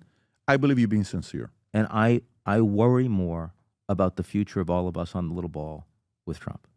I do. I really do. And I'm on the complete opposite side of my level of optimism to people around the world. We ran election night, okay? Election night, we ran the #1 live stream worldwide on YouTube. That doesn't mean anything to you. I don't give the numbers on what it is. That's but pretty we're, cool. We're in, That we're means in something to DC. me. No, what I'm saying to you is numbers-wise. Like, Yeah. what does that really mean? We're in D.C. We're talking to YouTube CEO and Google CEO. You know who they are. And how'd you guys run the biggest live? And what happened? We had 2,000 people on our hangar. You've seen the property. The hangar on the other side, right? Yeah. 2,000 people are there. You know where people were from? All over the world. Guy flew 24 hours from Australia to come. I said, why are you here? He says, you may not know this. Whatever happens here, we're going to feel it everywhere. And we're so glad Trump is in because the amount of games that was played under Biden and Kamala, we're just so happy finally another person is in that's not imposing ridiculous ideas and policies to us. And so I'm in the And I'm telling mindset you of that two countries that are closest to us, that know us best, that do the most business with us, that travel the most to our country, Mexico and Canada, overwhelmingly, these are people, it's not that they're scared of Trump, it's that they really think that things are going to be worse. Trudeau goes and has dinner with him right after having... Oh, that was horrible. Trudeau goes and has dinner with him a week later, he resigns. Don't ask me to defend Trudeau. Well, you just did. I didn't. He said Canada. What? I said Canada. I'm talking about Canadians. Have you seen his what his rating is with his own people? Have you seen how conservatives feel about Trump and Elon? Well... even worse. I don't know about that. That is absolutely true. Listen, I know what Pierre said. Like I heard what Pierre said when he said, Canada will never be the 51st state, and he has to say that. Of course, he has to say something. It's not just that. It's because everybody feels that way. And no, but the point is, am I sitting there trying to really make those guys happy? No. We've made them happy. Their life's been better because of America, of the amount of opportunities they've had because of us. Yet Mexico, you're sending 10 million people over. Colombia guy gets up and talks shit at 3:40 in the morning somewhere saying he was drunk, and immediately a day later it's like, whoa. No, I think there's a guy in charge in America that his priority is me first. And as a guy that lived in Iran for 11 years almost, 2 years Germany, and I've been here my entire life since then, I'm glad that this guy is for me over anybody else that he's willing to give money to. Then us taking care of where ourselves I will tell first. you and where we agree strongly is I really want him to succeed. I love that. I do not want him I to love fail. that. And I respect that. It's important. Yeah, I and we respect need that. more people, no matter who they vote for, to be able to come together and say that. Because I really wanted Biden to succeed. And I hope you did too. He was your president. You wanted Biden to succeed, didn't you? When he was there? Of course I Of want. course you did. By Of the course way, you did. It shouldn't be hard for us to say. No. And I mean, at the end of the day, succeeding as the American president is in the most powerful country in the world, in a much stronger position now than we have been in a very long time, means everybody succeeds. It really should. What will need to happen for you to say life was better under Trump? What needs to happen the next year, 2 years, 3 years? I'm going to invite you back. Yeah. We're going to go to dinner. I'll tell you. And what needs to happen for the great Ian Bremmer to say, my life changed positively under Trump? What needs to happen? If Armenians are stubborn, so I don't know if I can. I am very stubborn, Okay. but if the world is in a more stable place, if we are able to actually build leadership, not just for Americans, but also for people wanting to follow us around the world, right? And we see that definably, right, in aligning more with like collective ideas of the world is fragmenting and falling apart. We need to come together. And that means it can't just be America first. So let me ask you. So if your parents, you're let's just say are you married? You got kids? Yeah. Mm-hmm. Okay. No kids, but I'm married, yeah. Okay, so let's just say you're married. Yeah. Okay. Let's say you're in a house with mom and dad, 4 kids. I'm just making up a number. You're in the family. Yeah. What's more important? Would you rather have your family, marriage, family life, everything be good there, or bring it down 2 notch, but make sure everybody else's marriage is also better around the community? I mean, you got the way. That's a very good question. Many years ago, my mother would have voted for Trump. And I love your mother. I think your mother is and brilliant. Bernie Sanders. And she wouldn't have. She would have voted for Bernie? Without a question. She would never vote for an establishment politician. Like a Hillary. Ever. Or Bush. Never. Never. She didn't trust those people. Wow. She knew because they did nothing for her kids. Nothing for her kids. They knew, she fundamentally knew that everything they said was a lie. So she would have not been for Kamala or Biden? No, I don't think she'd be for Kamala Biden. I think she would have voted for anyone on the far left or far right. I think she would have voted for RFK. Far left or far right? Wow. Yeah, I mean, she brought the National... Because of the anti-stuff. I learned how to read in part with the National Enquirer every week, Oh, shit. And everyone that I grew up with in the projects were like that. Yeah. Of course. Well, to me, I think many years ago, I was a salesperson. I went from being an employee to a salesperson, started making money. Yeah. Then I became a sales leader. And when I was a sales leader, I was making a lot of money. Well, my guys were making money. I was 27, 28 years old. And I'm like, yeah, we got to make some money, and my guys got to make some money as well.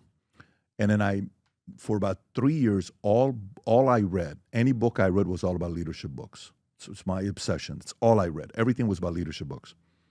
And then I realized, the mindset was about making sure our guys are doing better. Then people started making money. and I said, okay, so what is the philosophy of leadership? It was two things. One is the example, okay? The example you set, how you live. You're setting an example, how you live. And then the other one is getting people to do things they typically wouldn't do on their own. That's the art of persuasion, challenging, driving, motivating, whatever you want to call that, right? I think Trump is doing his best to set the example as America's going to lead the free world. And number two, in his own creative ways, using tariffs, challenge, threats, opportunities, he's trying to get people that would do things that they typically wouldn't do on their own, such as increasing the amount of money they're giving to NATO, such as getting their act to get back to work. There's who was the president of this country? It's like some of you guys are asking, America's no longer sending us money. Do you know which one I'm talking about, Rob, that Brandon and I were talking about earlier with Rob? You know which one this is? And he says, why are you waiting for America to send us money? Listen, we need to take care of our country. We need to do something about it. Rob, Brandon, can you send this clip to Rob? Was it Bukele? Was it? Oh, no. This is a clip that came out yesterday that was going viral on Twitter. I want to finish on this, but I want to show this. Brandon, if you can send this clip, it's such an innocent clip, but it makes so much sense. Yeah. Oh, I believe I have it. Vinny, you said Vinny sent it. Yeah, well, Vinny right? sent it. I have it. If you can go to it, I'll take Right that's there. exactly the one. Kenyan president. Kenyan president. Watch this. Ruto, yeah. Yeah, watch Yeah, this. he's good. Go back. Watch People it. the other day crying, oh, I don't know, Trump has removed money. He said he's not giving us any more money. Watu wanalia. Why are you crying? It's not your government, it's not your country. Lower audio a little bit, Rob. Watch. He has no reason to give you anything. I mean, hey, you don't pay taxes in America. Wow. He's appealing to his people. Shauri yenu bwana. Yeah? This is a wake-up call for you to say, okay, what are we going to do to That's help right. ourselves? Instead of crying, tujiulize, what are we going to do? Haya, ametoa hiyo pesa, sasa tutafanya namna gani jameni? What are we going to do? Yeah? I think that's the mindset. To support ourselves. I think the mindset is to support ourselves. You don't pay taxes in America. He doesn't owe you nothing. I agree. So that's the part where for the last 4 years, it's been the other way around. We, the taxpayers, are sending money to people that were like, why are we sending money to these people? I completely understand why the average American would hear that. It would resonate with them. I get it.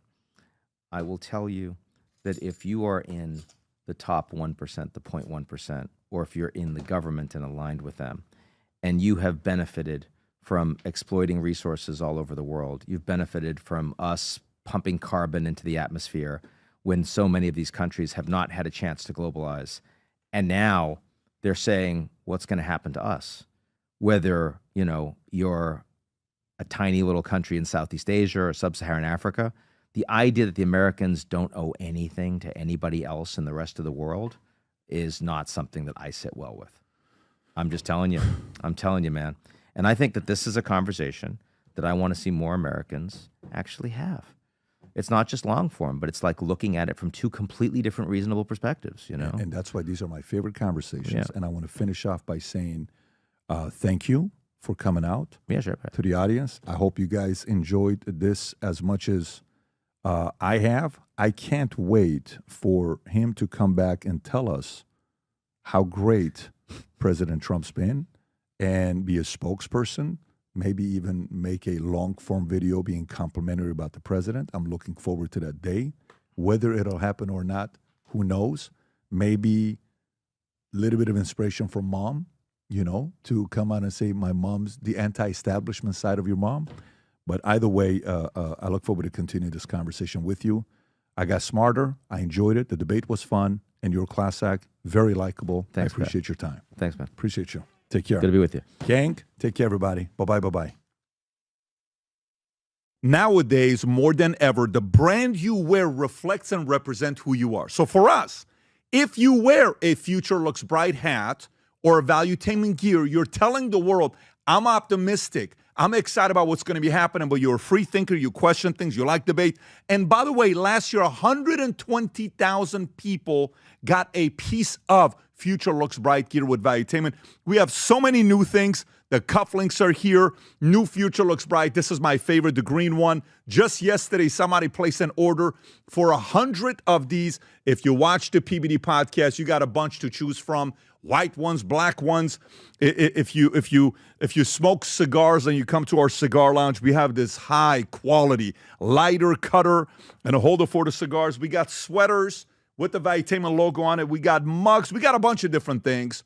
But if you believe the future looks bright, if you follow our content and what we represent with Valuetainment, with PBD Podcast, go to vtmerch.com. And by the way, if you order right now, there's going to be a special VT gift inside just for you. So again, go to vtmerch.com, place your order, tell the world that you believe the future looks bright. Do you worry that maybe a guy who's got a lot of money builds an army of 200,000 robots that'll be stronger than the military that we have? Absolutely. I was at a conference recently where a guy who had a lot of money was talking about building 3 billion such robots. Capable of doing what? Everything we can do, but better. And this was not Elon Musk. Warren Buffett said you have to kind of look at AI as like the nuclear bomb, it's like atomic bomb. So that's also the fear, because the fear is like, let's not accelerate AI in our country and robots, but somebody else does, and then the military drops. So then what happens? People who don't use AI get replaced by people who do. If a Chinese company builds superintelligence, after that, China will not be run by the Communist Party. It will be run by the superintelligence. Don't think 10 years. Think of the next 2 years. Crazy things are going to happen.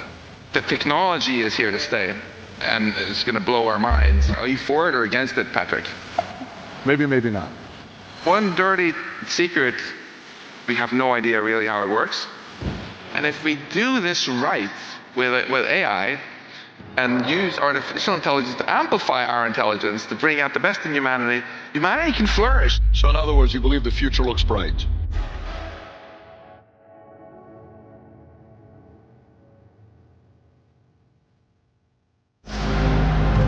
Thank you so much again. Appreciate you. Yes, please grab a seat.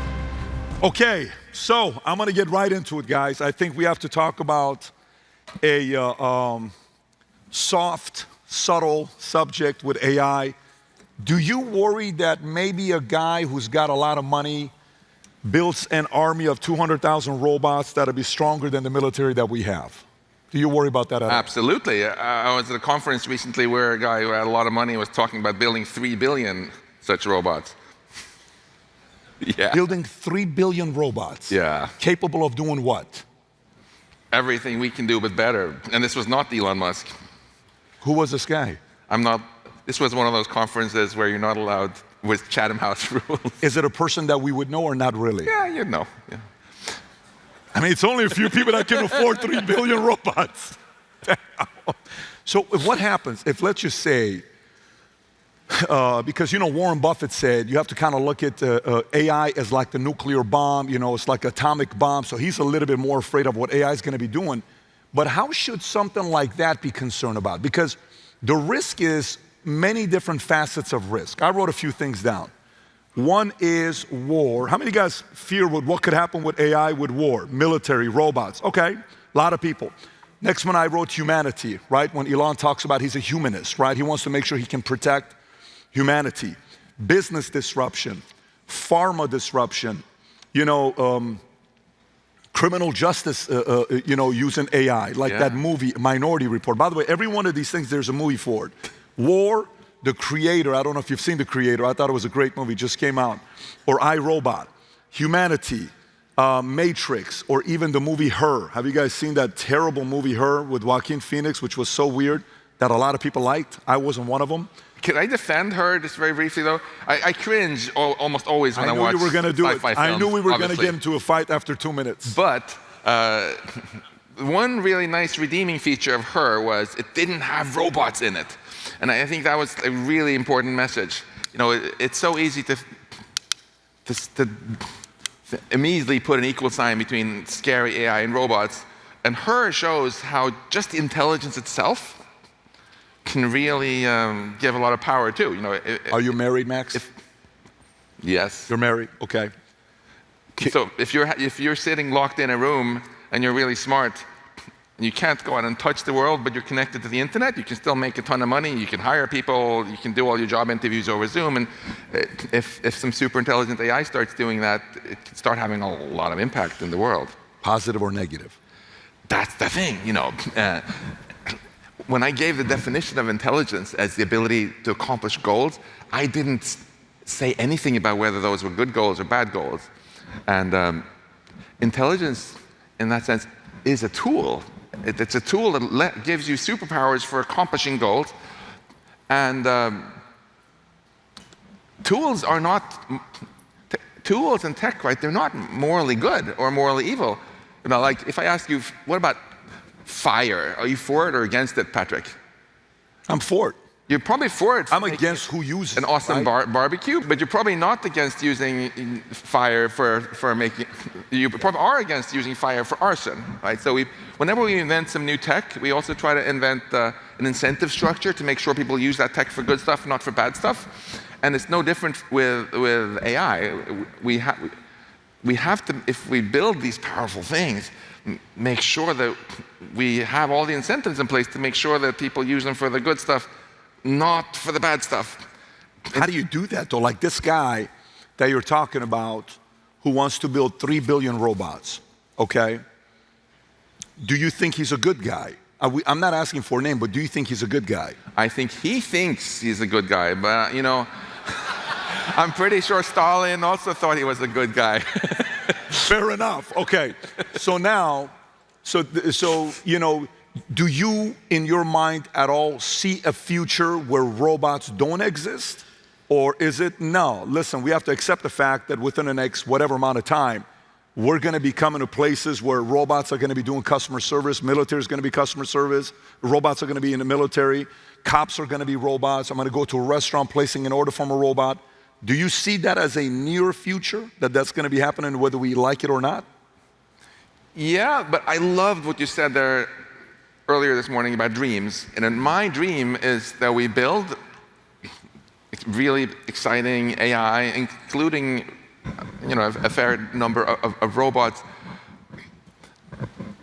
and not just plop them into society randomly and see what people choose to do with them, but rather that we use a lot of wisdom to guide their use. If you have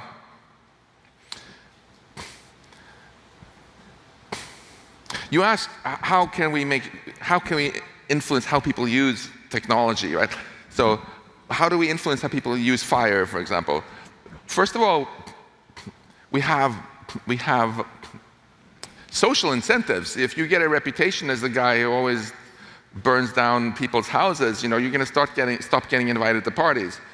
And we also have a legal system we invented for that very reason. So if you do that and you get caught, you get maybe a couple years to think it over on very boring food. And when we make these technologies, if they are technologies that can be used to cause a lot of harm, we want to make them such that it's basically impossible to do that. You could. There was a guy named Andreas Lubitz, for example, who was very depressed, and he crashed his Germanwings aircraft into the Alps, killed over 100 people. You know how he did it? He just told the AI autopilot to change the altitude from 30,000 feet to 300 feet over the Alps. And you know what the AI said? Okay. It's like, what engineer puts that in there? When we educate our kids, we don't just teach them to be powerful and do stuff. We also teach them right from wrong. We have to make sure that every autopilot in an aircraft will just refuse crazy orders like that. Okay. If you put good AI in a self-driving car and the driver tries to accelerate into a pedestrian, the car should refuse to do that. So there's a lot of technical solutions like this where you just make it impossible for random nutcases to do harm. And another big success story, I think, is basically every other technology that could cause harm, we have safety standards. That's why we have the Food and Drug Administration. if you have, someone says, hey, I have this new wonder drug that's going to cure all the cancers, FDA is going to be like, okay, well, where is your clinical trial? Show us that the benefits outweigh the harms, and then until then, you can't sell it. It makes sense to apply. We do the same thing for aircraft, for cars. It makes sense to do that with AI systems that could cause massive harm. That way, all the wonderful products we're going to get are going to be safe, kind of by design. And we've given incentives to the companies to really have a race to the top and make safe AI, because whoever does that first, they're the one who gets the market share. Yeah, but who regulates it? So to create that, 30,300, that the guy just go 300, and maybe he wanted to do 3,000, he forgot 10, and it went from 30,000 to 300. Yeah. Or maybe like it can't go less than 10% in a 15-second increment. Okay, that's technology, I get it. But what I'm asking right now is, so this guy that wants to build 3 billion robots. Yeah. With today's regulation. He really got to you. Huh? He really got to you. No, did he not get to you? Yes or no? Everybody, are you kidding me? I bet he got to everybody. But so this guy that wants to build 3 billion robots, what regulation do we have right now to prevent him from being able to do that? Nothing, basically.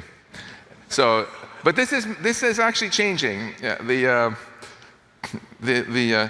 in all other areas, there was also a lot of resistance to regulation.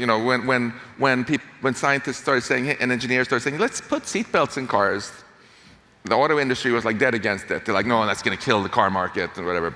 So they passed the seatbelt law in the US anyway. And did it kill the car industry? No, the amazing thing is the car sales skyrocketed after that, because people started to realize that driving can be really safe, and they bought more cars. So we similarly just need to get past this knee-jerk reaction from some tech folks that they're different from all other technology and should be forever unregulated. There's a big food fight in California now. Some of you might have followed. There's this law called SB 1047, which was just passed by the California Assembly. It's a very light touch. It says stuff like, well, if your company causes more than $500 million in damages or some sort of mass casualty event where a lot of people die, you should be liable. If they had a law like that for airplanes, people wouldn't bat an eye. But you have a lot of people now taking to Twitter saying, this will destroy American AI industry, whatever. If we just treat AI like other industries, we have safety standards, here they are, level playing field, free markets, once you meet the standards, you can make money, then we'll be in very good shape. The European Union already passed an AI law last year. China passed an AI law. What's European Union's AI law? Huh? What's their AI? It's called the EU AI Act. They're very similar to product safety laws for medicines, for cars, stuff like that.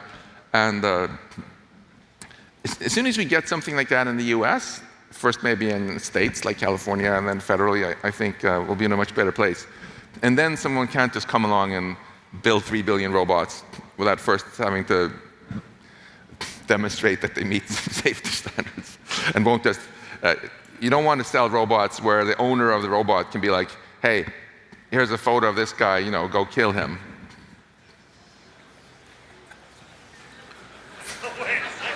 This guy that wants to build 3 billion robots, is he an American? Yeah. He's an American. Yeah. Who are the top 10 richest people in America? So if, by the way, I'm not going to ask you who, because I would never question you like that. It's not my style. Top 10 richest. So you got, let's use the process of elimination. Let's kind of go through it. Let's have some fun with this. And listen, if we're going to have some, we may have some fun here. All right, so here we go. Elon Musk. He said it's not Elon Musk. Could it be Jeff Bezos? Maybe. Are you going to put that's why you're putting bright spotlights in my face here? Could it be Mark Zuckerberg? Could it be Mark Zuckerberg? But look, I think it's not about individual people. It's really about let me just creating this the one. right Give me 1 second. Let me incentives just for do all this one. entrepreneurs so that they Ellison, realize Buffett. that the way they get rich is by I know, I'm not trying to make you doing feel stuff that's uncomfortable. actually I don't want to make you feel uncomfortable. So you got Ellison, I don't think it's Buffett, Gates, Ballmer likes basketball, Page, Sergey Brin. Well, let's talk about those guys. So here's what the Google guys said, if I'm not mistaken. Larry Page wants an AI god, is what he said, okay? And he's got the money to do it. And he called people who are against that, he uses a word called speciesist, which is a derogatory term, if I'm not mistaken. Yeah, I was actually right there when he said that famous quote.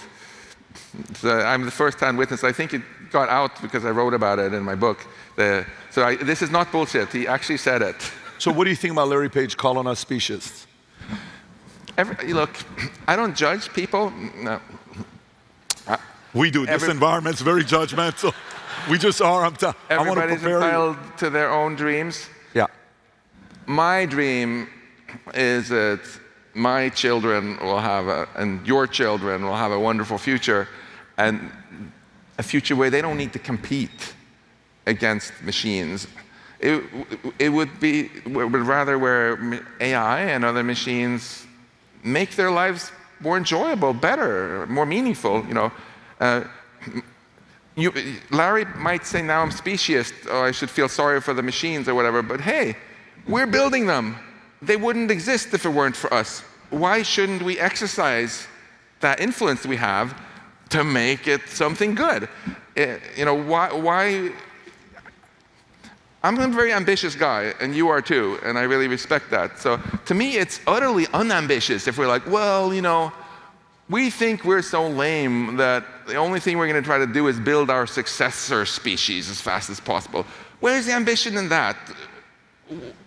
Why would we do something so dumb? It's almost like Jonestown, some sort of suicide cult. I love humanity. I think humanity has incredible potential, and I want to fight hard for us to realize it.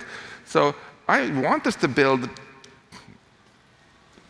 technology that gives us a future we and our children really want to live in. Call me speciesist, but that's my dream. We're the same. You and I are the same. No question about that.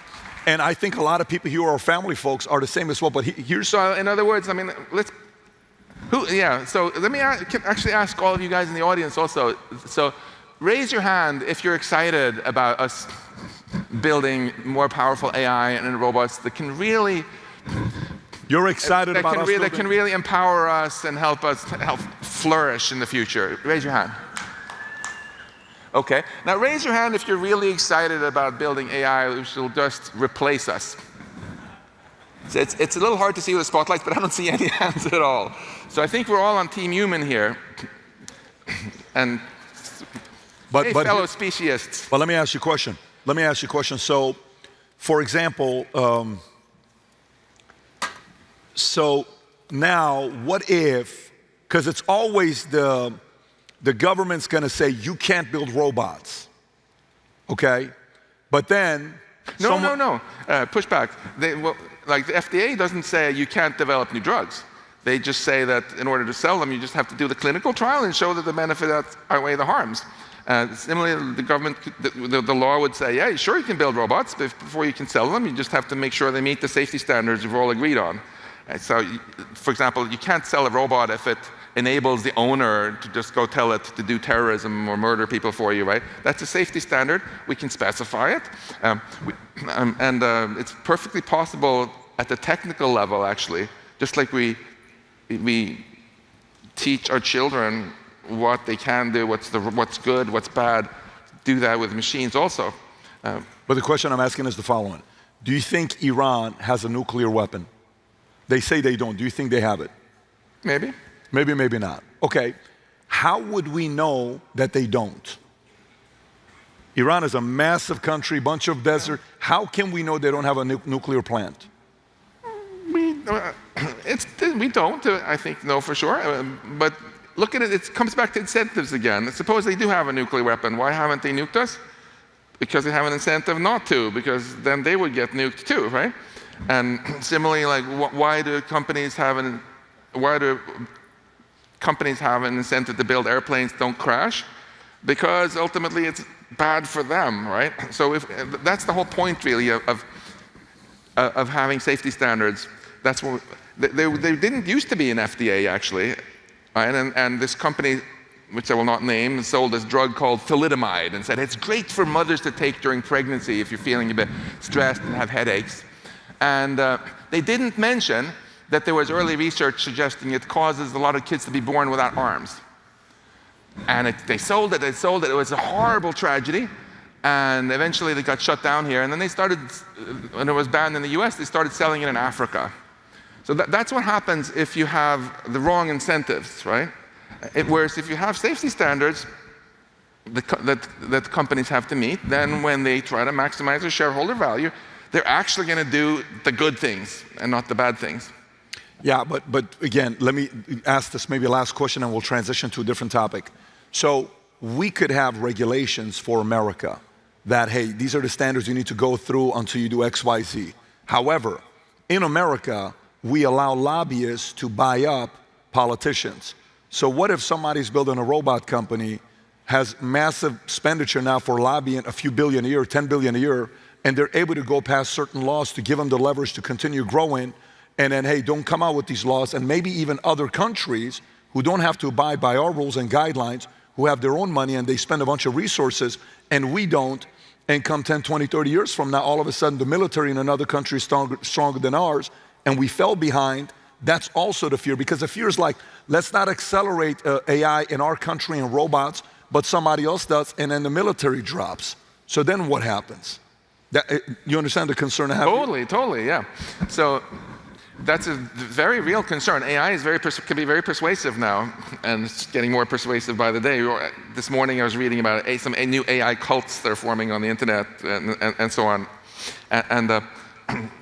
So it's super important to have safety standards also for systems that are out there on the internet, talking to people to make sure, yeah, we understand what's going on there. We're lucky in that we in the US have the strongest AI industry in the world, and that gives us the opportunity to make sure that bad things aren't done with our tech.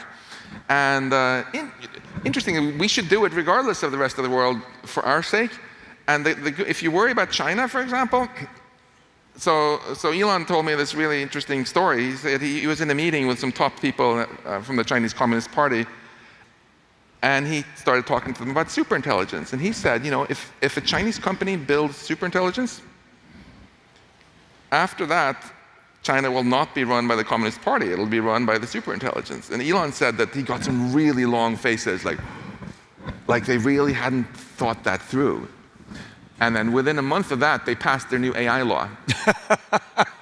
So, you know, why would they were afraid of Chinese companies doing crazy shit? So, you know, in other words, China, they put in place their own regulation on drugs, not to help us, but to protect Chinese consumers. They are reining in their tech companies from doing crazy stuff because they want to stay in control. So here again, you know, incentives, they kind of align. Each company has an incentive to make sure that they don't lose control, that none of their companies lose control over their tech. And then once that happens,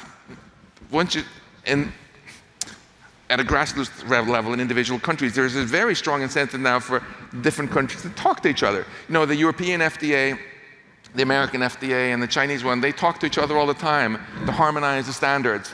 So someone who develops the medicine in the US can get quick approval elsewhere. We have these AI safety institutes, which have just been created now in the last year. America has one. England has one, China just started one. These nerds are going to be talking to each other again, you know, just comparing notes. And that's how we're going to eventually get some global coordination too. It's a mistake to be, I want to add some optimism here, you know, because some people are so gloomy these days. And they say, oh, you know, well, we're screwed because we're never going to we don't have the same goals as China, we're never going to get along. Hey, you know, we were not best buddies with Brezhnev from the Soviet Union either. Didn't have very aligned goals, but we still made all sorts of deals to prevent the nuclear war, because both sides realized everyone would lose if we just lost control of that. It's exactly analogous here. All the top scientists across these countries, if they tell their governments that, everybody loses if we lose control, there's an incentive, whether they love each other or don't, for them to just coordinate. And this can be done. There's definitely hope there. Okay, awesome. In regards to a lot of folks here run businesses. They're entrepreneurs, small business owners, from $1 million a year to $1 billion a year in top line revenue, from 2 employees to 10,000 employees. Some. What would you say on the opportunity side, specifically for the business side? So the next 3, 5, 10 years, we're already seeing it all over the place. OpenAI, you got Grok, you got NVIDIA, you've seen all these different things that are happening. But as a small business owner, what should I view my relationship with AI? Great questions. I have a lot to say on this. First, don't think 10 years. Think the next 2 years. Crazy things are going to happen. And if you make a plan for what you're going to do in 9 years, it's going to be completely irrelevant, because you want to be nimble is what you want to do, and look at what can you do right now that's going to help you in the next 12 months, and then go from there. First thing I would talk about is hype. There is a lot of hype about AI. It's a strong brand right now, so people will try to sell you a glossed up Excel spreadsheet and call it AI. Don't fall for the hype. But there are 2 kinds of hype. The first kind of hype is what we had with cold fusion, like where the whole technology is just a complete dud. Then there's a second kind of hype, like who remembers the dot-com bubble? Yeah, so that was a lot of hype, right? But would it have been, and a lot of people lost a lot of money, but is the right lesson to draw from the dot-com bubble that the internet and the web never amounted to anything? Would a smart thing to do for a company then to be like, no, we're never going to have a website? Of course not. So the hype there was not, the technology itself was in fact going to take over the world. The hype was that about certain companies that were giant flops, right? The kind of hype we have with AI now, I feel, is exactly the .com kind of hype. There are a lot of companies that are very overvalued and are going to go bust, but the technology is here to stay, and it's going to blow our minds. So what do we do with our own personal business here in such a risky environment? Well, first of all, look at your existing business. Instead of dreaming about some pie in the sky, completely new thing you could do that might be a giant flop, look at what are you doing right now across your company that AI might be able to greatly improve the productivity of. Usually what happens first in your companies will not be that you just replace a person by AI, but rather enhance your staff with AI. So you look at someone who's doing certain tasks and you realize you can give them some tools that they can use to do 40% of their tasks much better. It's much more productivity for the same headcount. Much lower risk now, right? Because they already know what they're doing. If the AI writes the first draft of that report or whatever, they will read it before they send it out. So you don't take a risk of being like that lawyer who filed a court case where there was a case law they cited from ChatGPT that was just completely made up, and the judge didn't like that. So if you take things you're doing basically and empower your staff to have AI do first drafts of things, etc., but the humans are in charge, there's still quality control, very low risk, huge productivity gains. A second thing I would say is it's tough, when you're, especially if you're a small business and lack a lot of in-house expertise, to not get ripped off by companies who are trying to sell you a bill of goods with an AI sticker on it. So it's a really good idea, even for relatively modest-sized companies that you have, to just get at least some in-house expertise. Even just one person is really quite knowledgeable, and that person can then go around and talk to other key staff across your organization, learn what they're doing, and advise them on how they can automate certain things, enhance the productivity, and get things done in a way where you get all the upside and and no downside. What would be the position of that? Like, and by the way, in about 8 minutes, I'm going to come to you guys to ask questions. We're probably going to get 2 or 3 questions. So if anybody wants to ask Max any questions, go line up by the mic. We'll come to you guys momentarily. So when you're looking at hiring somebody that has AI expertise, when you're interviewing a CTO or you're interviewing somebody that's a CIO, you're bringing somebody that's a BI or business analyst, what types of questions are you asking to make sure they have background in AI? Ask them what they've built before. This is very much not about being able to talk the talk, but to be able to actually walk the walk and build systems, make things work. They should have a track record of having built things. I mean, really nerdy, sit at the keyboard, install stuff, get real productivity. But don't put them in charge of making business decisions. They are, they're automation engineers. They're people who humbly go and interview other people in the company and ask them, hey, tell me about your workflow. And if those other people feel, yeah, this would be great if you could give me a tool that like writes the first draft of this thing, that person you've hired could either do it themselves or contract it out to someone else to do it, sort of provide the expertise. There are many pitfalls. I mentioned Knight Capital, for example, with this trading disaster, because that's kind of in a nutshell what you don't want to do. Put in place some AI system in your company that you haven't understood well enough. It might not even screw you over by crashing. It might screw you over by giving your proprietary data to whatever company owns the chatbot, right? And maybe you don't want that. It might screw you over by being very hackable, and so suddenly you come into the office and there's ransomware on all your computers. It's really important to tread carefully. But if you do tread carefully like this, there's just spectacular upside. Knight Capital is the one that said $10 million per minute for 44 minutes. Yeah. Did you tell them already or no? Did you guys hear about the story? What happened with them? Yeah, I mentioned it. Got it. 10 million, 440 minutes, $440 million in 44 minutes. So the one dirty secret I have to tell you about the state-of-the-art large language models and a lot of the Gen AI stuff is we have no idea really how it works. But that's not necessarily a showstopper. If you have a coworker, you don't understand exactly how their brain works either, but you can have someone else check their work and so on.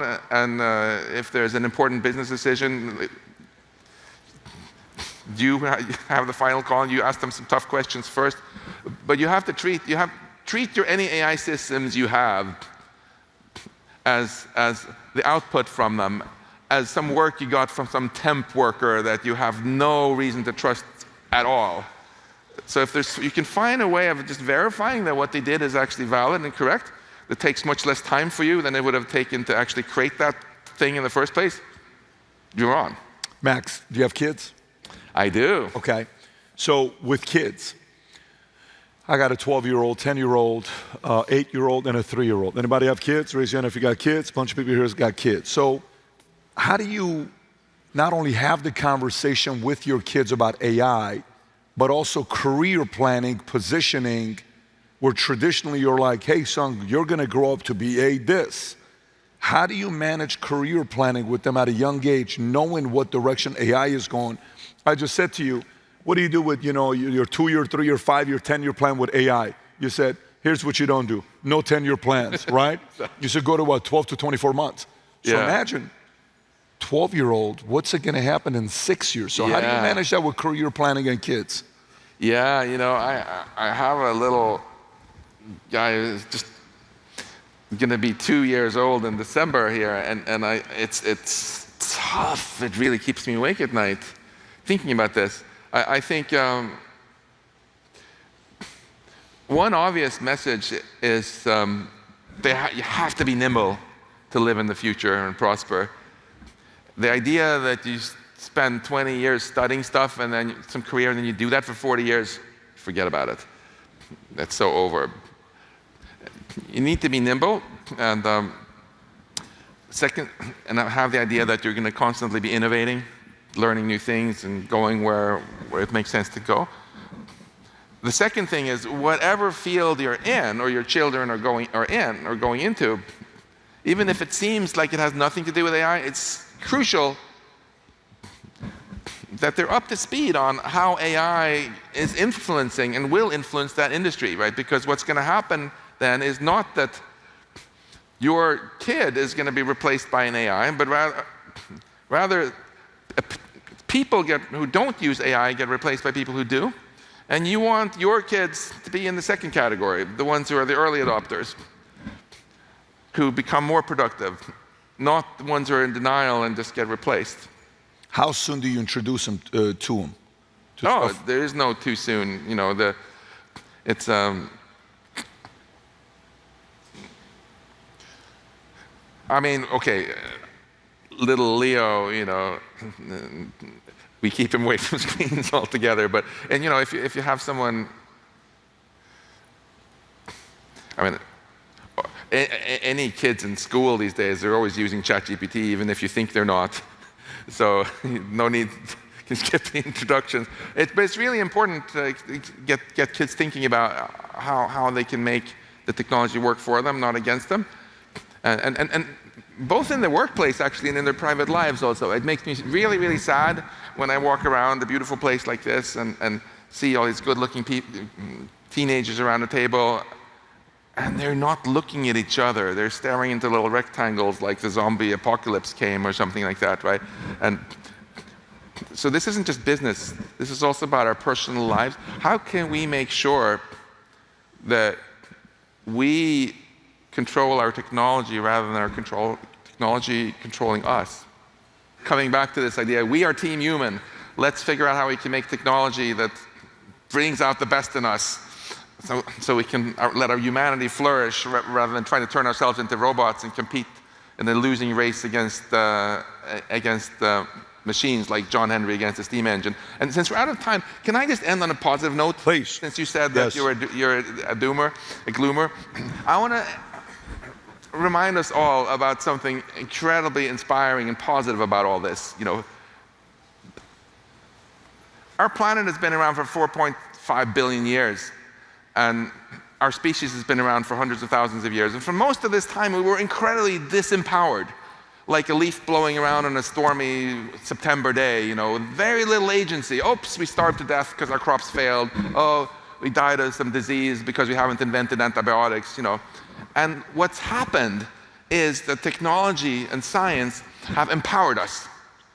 We started using these brains of ours to figure out so much about how the world works that we can make technology to become the captains of our own ship.